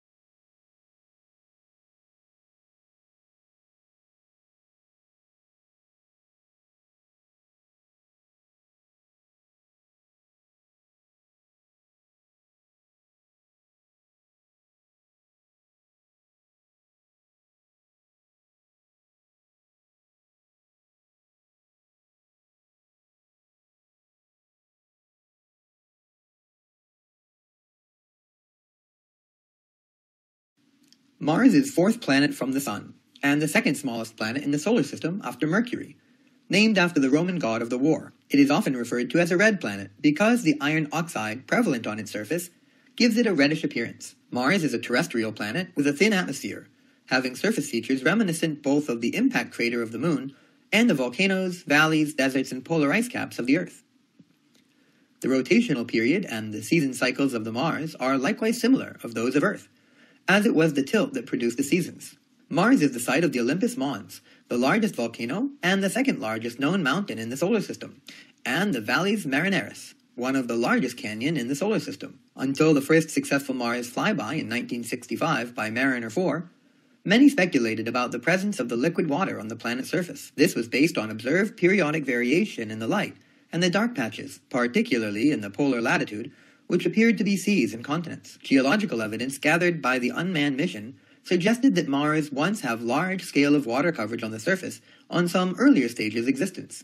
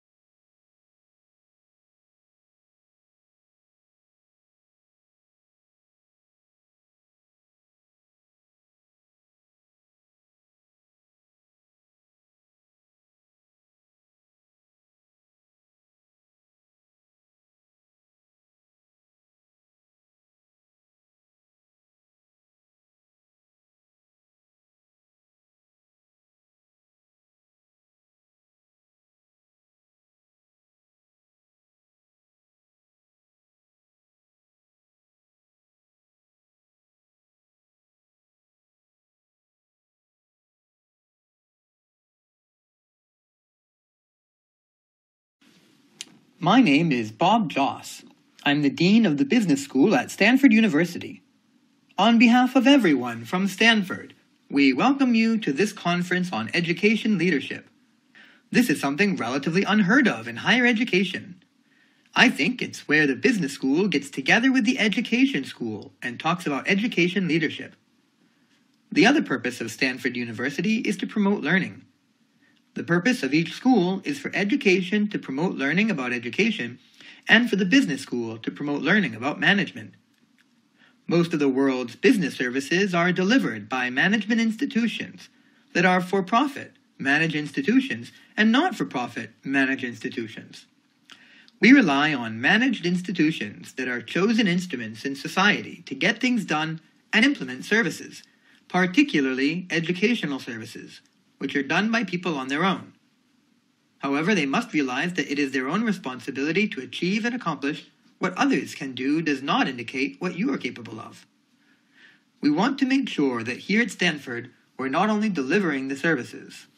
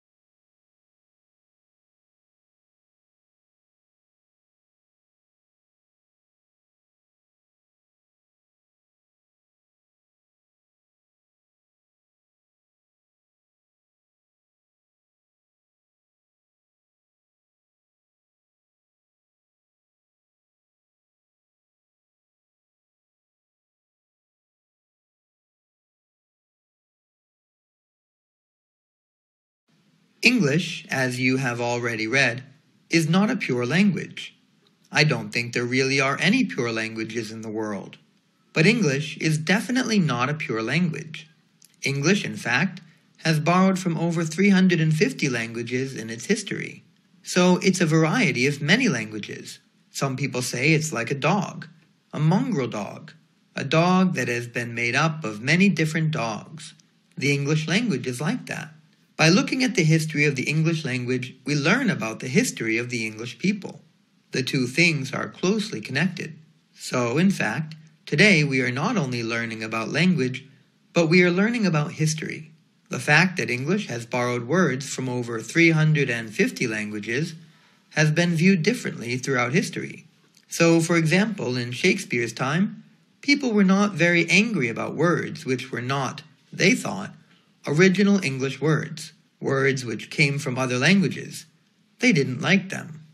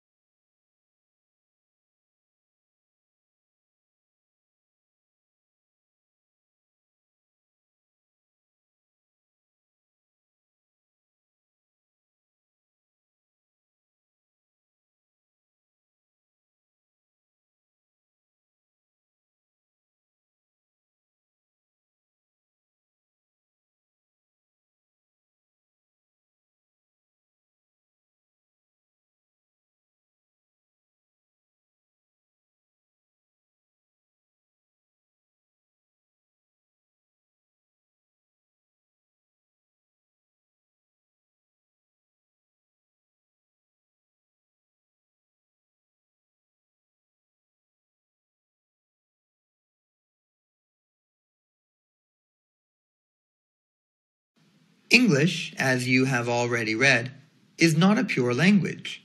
I don't think there really are any pure languages in the world. But English is definitely not a pure language. English, in fact, has borrowed from over 350 languages in its history. So it's a variety of many languages. Some people say it's like a dog, a mongrel dog, a dog that has been made up of many different dogs. The English language is like that. By looking at the history of the English language, we learn about the history of the English people. The two things are closely connected. So, in fact, today we are not only learning about language, but we are learning about history. The fact that English has borrowed words from over 350 languages has been viewed differently throughout history. So, for example, in Shakespeare's time, people were not very angry about words which were not, they thought, original English words, words which came from other languages. They didn't like them.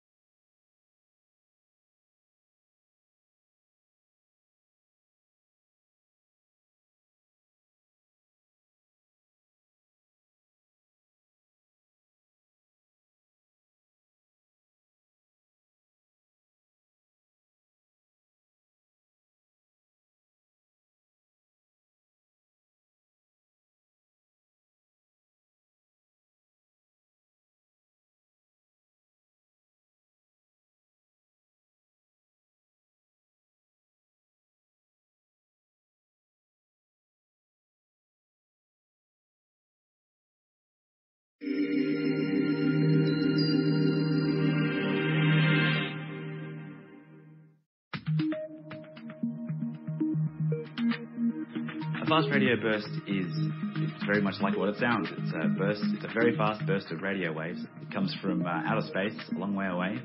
And by fast, I mean really fast. So it starts and stops in about 1,000th of a second. So you click your fingers and it's finished. Fast radio bursts are a real mystery. We don't really understand exactly where they come from or what actually makes them. And there's a lot of open questions that we really don't have an answer for. There are probably more theories about what makes fast radio bursts than there are actual detections of these things. So since 2007 we've only had 20, but there are probably 30 or 40 different theories on what makes them. The most interesting thing about this burst is the fact that we found it with the Australian Square Kilometre Array Pathfinder. So that is, it wasn't really obvious that we would be able to do this as well as we ended up being able to do it. So this telescope is really a fantastic telescope. In fact, it's probably the best telescope on the planet at the moment for finding these bursts. And so whereas in the past it's taken 10 years to find 20 bursts, once we're really going with this new instrument, we'll be able to find them much more quickly, one or two every week. And that will blow open the field. So that will make it a much more, we'll be able to do much more detailed studies of these things, get better statistics, hopefully understand what they are and where they're coming from. So I think the thing that's most interesting about this burst is the fact that it heralds a new era, not only for the telescope, but for the whole field, where we'll be able to actually have lots more things to play with. That's probably the most important thing. I liken it a little bit like the Sauron of space, the all-seeing eye, because we see so much of the sky in comparison with other telescopes. We really can catch these things really easily. When you can find a whole bunch very quickly, which is what we can do now with the Australian Square Kilometre Array Pathfinder, we'll be able to get a nice uniform set that we can start to do some statistics with. So a classic thing we can do is measure how many really bright ones there are versus how many faint ones, and that tells us whether the things that we're looking at come from fairly nearby or really far away in the universe, much further than we might even think.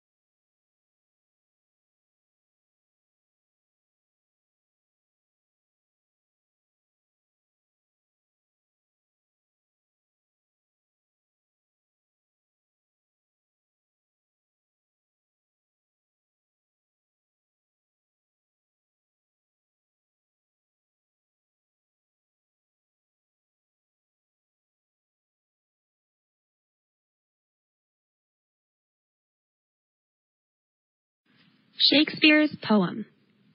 Let's think about perhaps the top 10 things that people would like to know, ought to know about Shakespeare if they're getting into his works. The first thing to say is that he did live quite a long time ago. He lived 400 years ago. So if you're reading Shakespeare or listening to Shakespeare, you're listening to somebody whose language is not quite the language of our current. You're listening to someone who was writing in a language which is a bit out of date for now. It needs a little bit of effort to understand that language, but the understanding will be done partly for you by the actors if you're hearing it, if you're seeing it performed. Another thing is that Shakespeare was a very great poet. He wrote poems are at narrative poems and sonnets, but he was also, and this is my third point, he was also a great theater poet. His poetry is dramatic poetry in the plays. He's not just writing static poetry, lyric poetry in the plays, which is therefore declamation. He's writing dramatic poetry, which consists of interaction between the characters of the plays.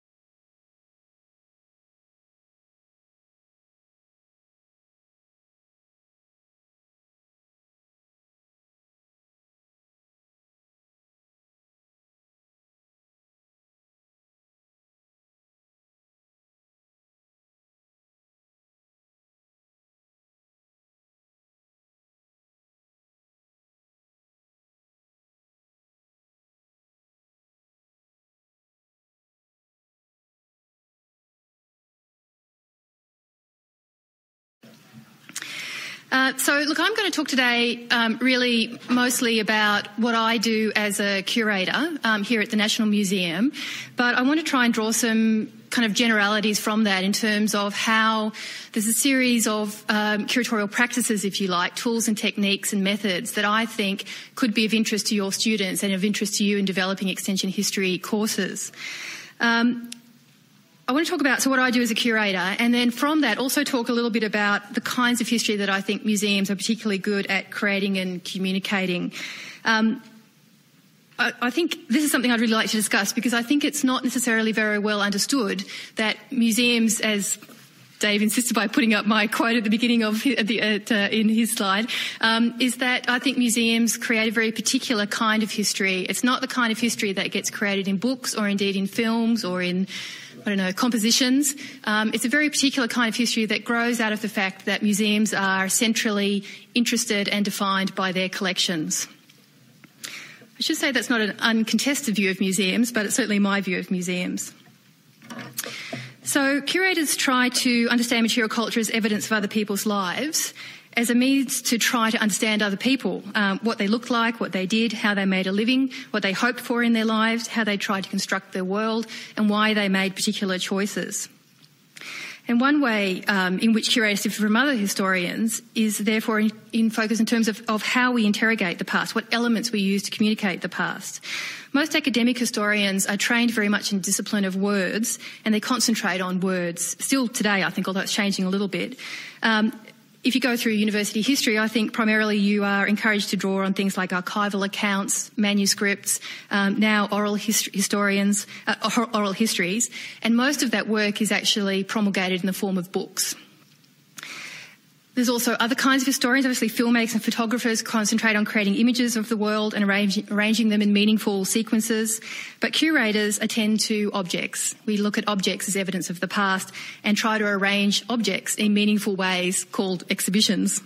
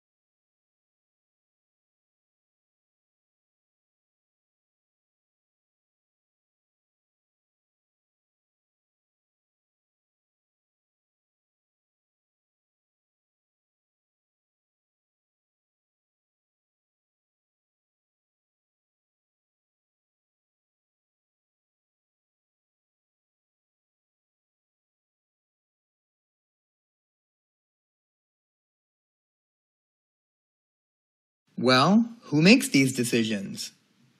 In the international arena, the decisions are made by states, but to George Orwell's phrase, some states are more equal than others.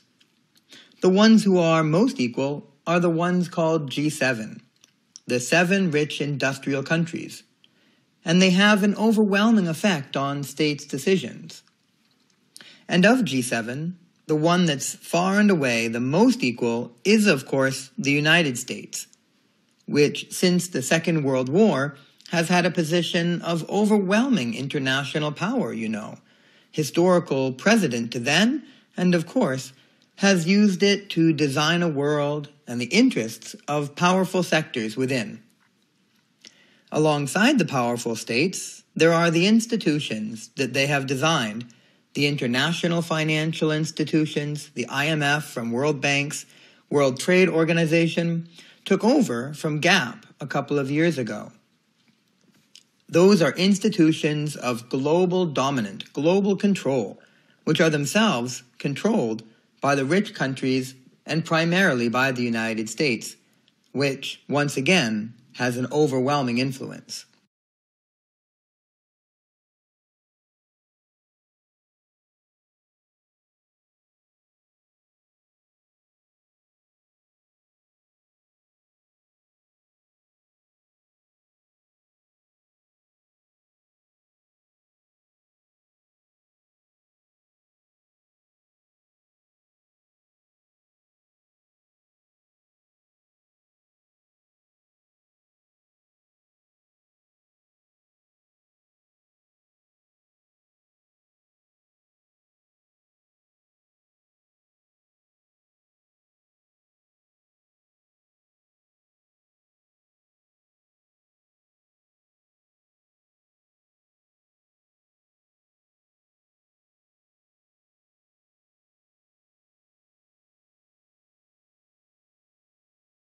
There's sugar in a lot of foods where you don't expect it.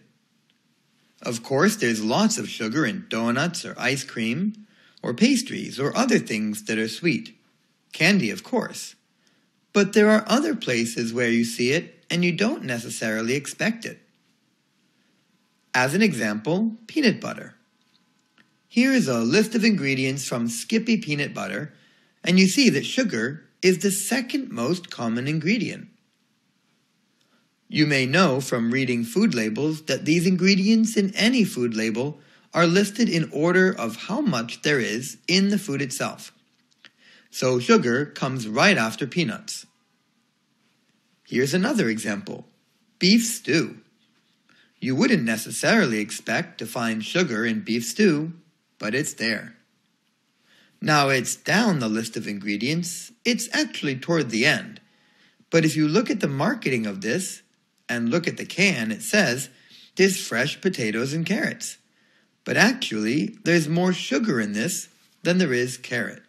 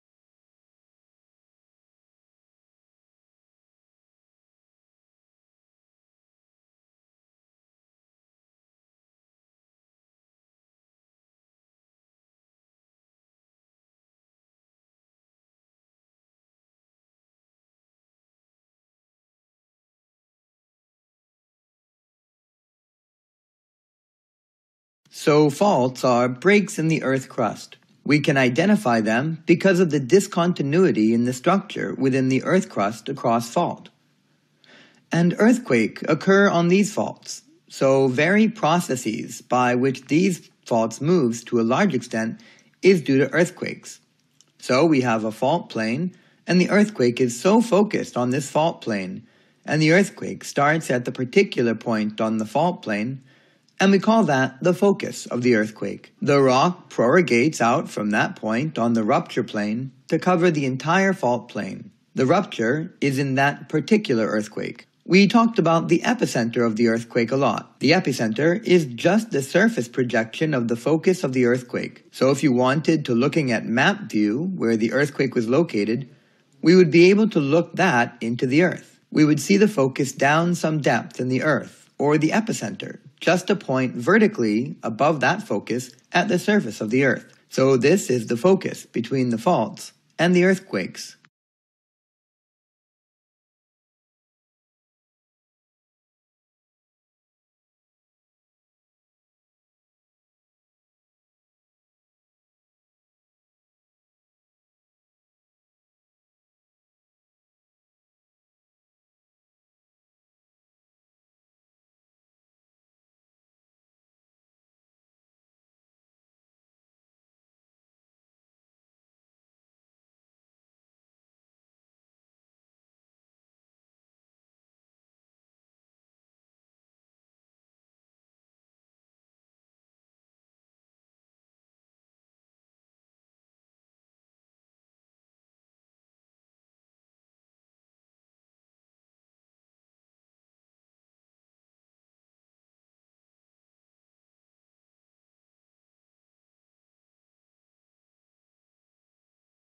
The war for talent refers to an increasingly competitive landscape for recruiting and retaining talented employees. In the book, Michaels et al. Describe not a set of superior human resources processes, but a mindset that emphasizes the importance of talent to the success of organizations. The war for talent is intensified by demographic shifts, primarily in the United States and Europe. This is characterized by increasing demand along with decreasing supply demographically. There are simply fewer post-baby boom workers to replace the baby boom retirement in the US and Europe, though this is not the case in most of East Asia, Southeast Asia, Central Asia, Central America, South America, or the Middle East. Eastern Europe also tends to have similar demographics, namely an aging and shrinking labor force. While talent is vague or ill-defined, the underlying assumption is that for knowledge-intensive industries, the knowledge worker is the key competitive resource. Knowledge-based theories of organizations consistently place knowledge workers as a primary competitive resource. Talent is never explicitly defined in the book, though the preface notes, a certain part of talent elude description. You simply know it when you see it. After several further caveats, the authors go on. We can say, however, that managerial talent is some combination of a sharp, strategic mind, leadership ability, emotional maturity, communication skills, the ability to attract and inspire other talented people, entrepreneurial instincts, functional skills, and the ability to deliver results. The authors offer no outside support for this assertion. A 2006 article in The Economist, which mentions the book, notes that companies do not even know how to define talent, let alone how to manage it. Some use it to mean people like Aldous Huxley's alphas in Brave New World, those at the top of the bell curve. Others employ it as a synonym for the entire workforce, a definition so broad as to be meaningless.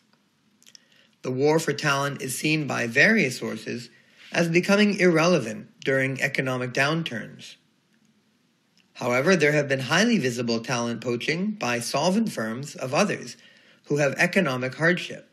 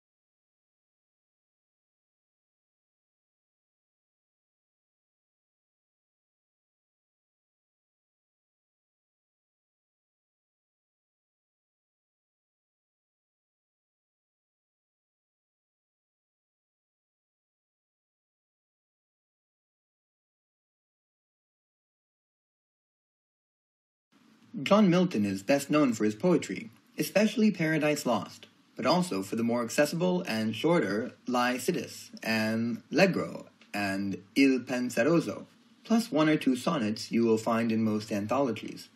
But an easier way into what he thought and believed in social and political terms is through his prose writings. These were mostly pamphlets and tracts, written in reaction to some political event or situation, but also included pamphlets on a wide variety of subjects, including at least 4 on divorce, which for him was tied up with personal freedom. However, the text which has probably had the most relevance down the years, and which can be read with profit, is the Areopagitica, which is a defense of freedom of expression and publication, and against censorship. It was written as a reaction to an attack on himself, in particular a pamphlet on divorce he had written, and which some condemned as a wicked book.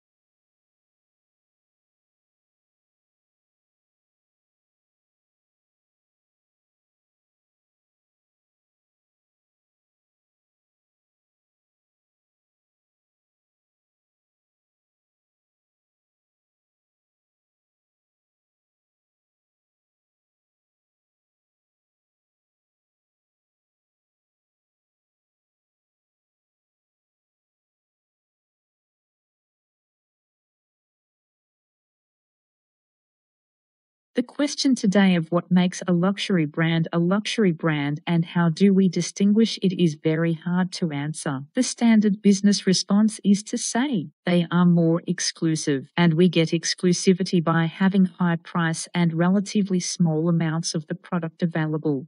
The reality, however, of luxury brands is that they are sold in their millions and in some cases are not priced that much higher than the standard output. The only way I can really answer your question is to say it is all relative. As you said in your introduction, it wasn't that long ago in Australia that we would have considered 2 televisions to be a luxury, or even further back, 1-color television. And you can make a strong argument. For example, that Starbucks in China right now is a luxury purchase because of its cost, because of how frequently it is purchased by many people. So, I think the long answer is a complicated one, but the answer is, it depends who you talk to. I think in the business community what we would say is that there is a small cluster of more expensive brands which have a distinct strategy that we would identify as being luxury brands. And they start with the Rolls-Royces and the Tiffany's and the Louis Vuittons of the world. And I think that tends to be how we see them.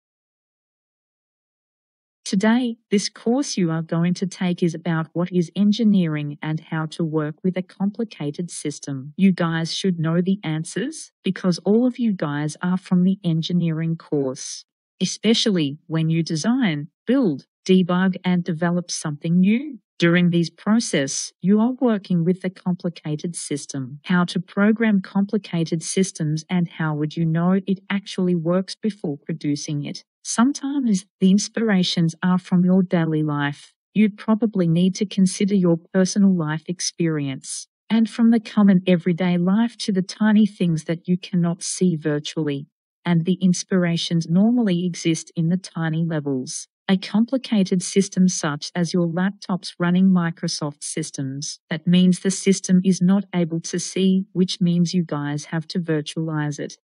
Engineering is here to help virtualize by using systems. Nowadays, the complicated systems are relatively reliable, and you guys work upon these and need to deliver the new outcomes which are reliable as well.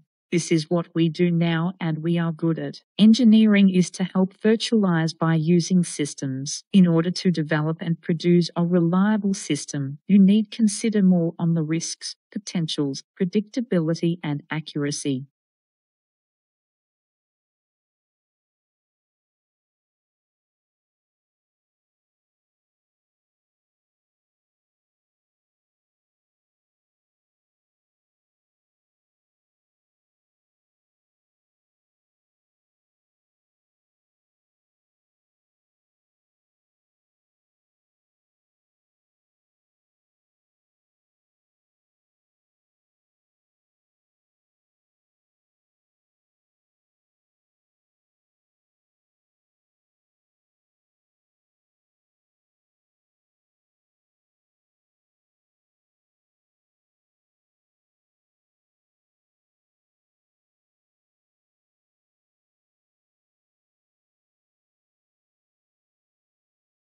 The first inhabitants in Australia were the ancestors of the present Indigenous people. Whether these first migrations involved one or several successive waves and distinct peoples is still subject to academic debate, as is its timing.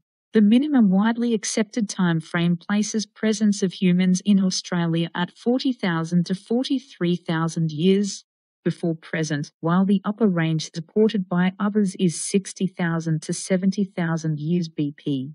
In any event, this migration was achieved during the closing stages of the Pleistocene epoch, when sea levels were typically much lower than they are today. Repeated episodes of extended glaciation resulted in decreases of sea levels by some 100,150 m. The continental coastline therefore extended much further out into the Timor Sea than it does today, and Australia and New Guinea formed a single landmass, known as Sahel, connected by an extensive land bridge across the Arafura Sea, Gulf of Carpentaria and Torres Strait. The ancestral Australian Aboriginal peoples were thus long established and continued to develop, diversify and settle through much of the continent.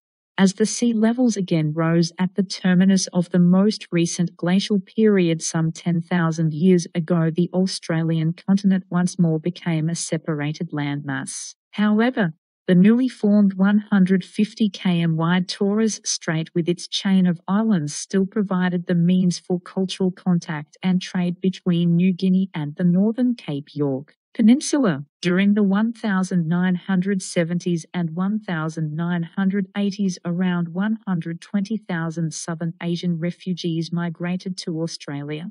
During that 20 years, Australia first began to adopt a policy of what Minister of Immigration Al Grasby termed multiculturalism. In 2004-05, Australia accepted 123,000 new settlers, a 40% increase over the past 10 years. The largest number of immigrants, 40,000 in 200,405, moved to Sydney. The majority of immigrants came from Asia, led by China and India.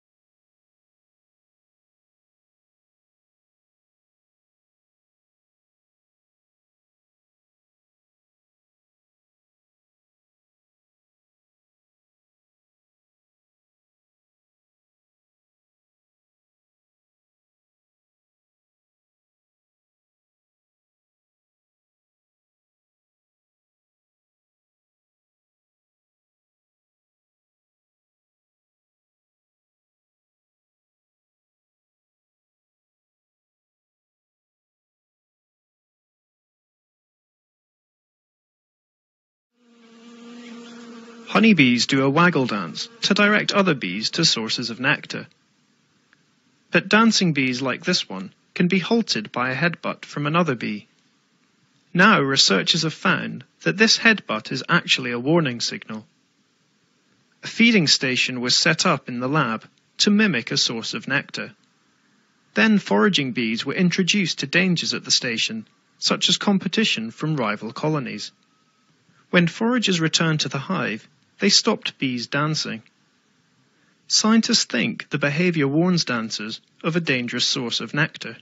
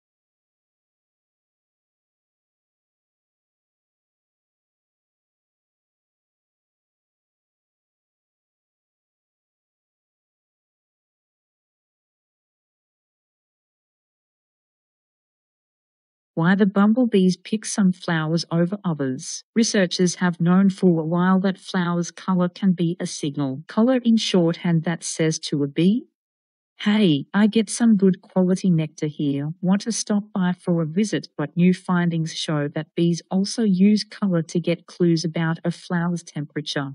And according to a study from a British research team published in the journal Nature, some like it hot. Bees use up a lot of energy just staying warm on some days. In fact, they can't even fly if they are too cold. So if one flower is warmer than another, a bee can save some of its fuel by basking on that flower while it's doing its pollinating business. And it turns out that bumblebees consistently do choose warmer flowers over cooler ones, even when the two flowers offer up the same quantity and quality of nectar.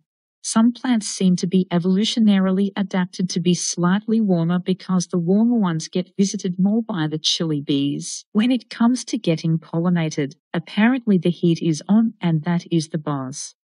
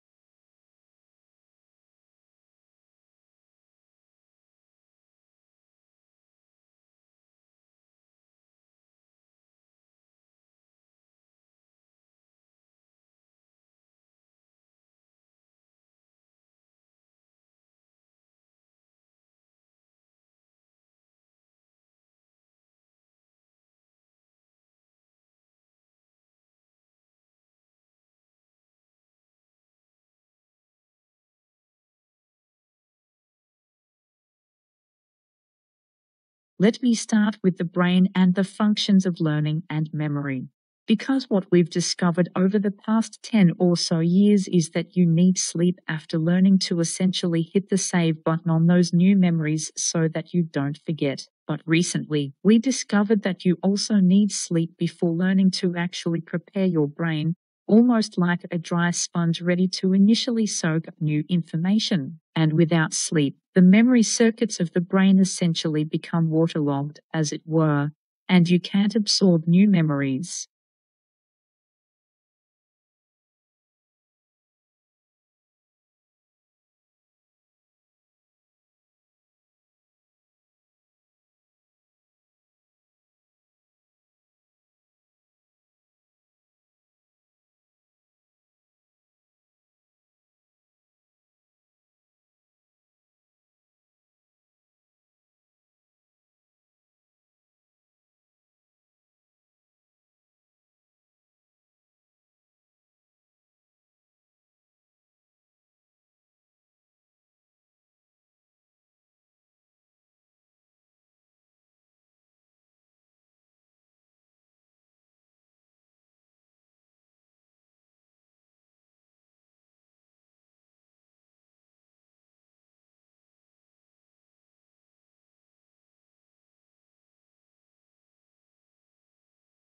I think we are in the early stages of a change toward much more human freedom in business, and I think this change may be as important for businesses as the change to democracy has been for governments.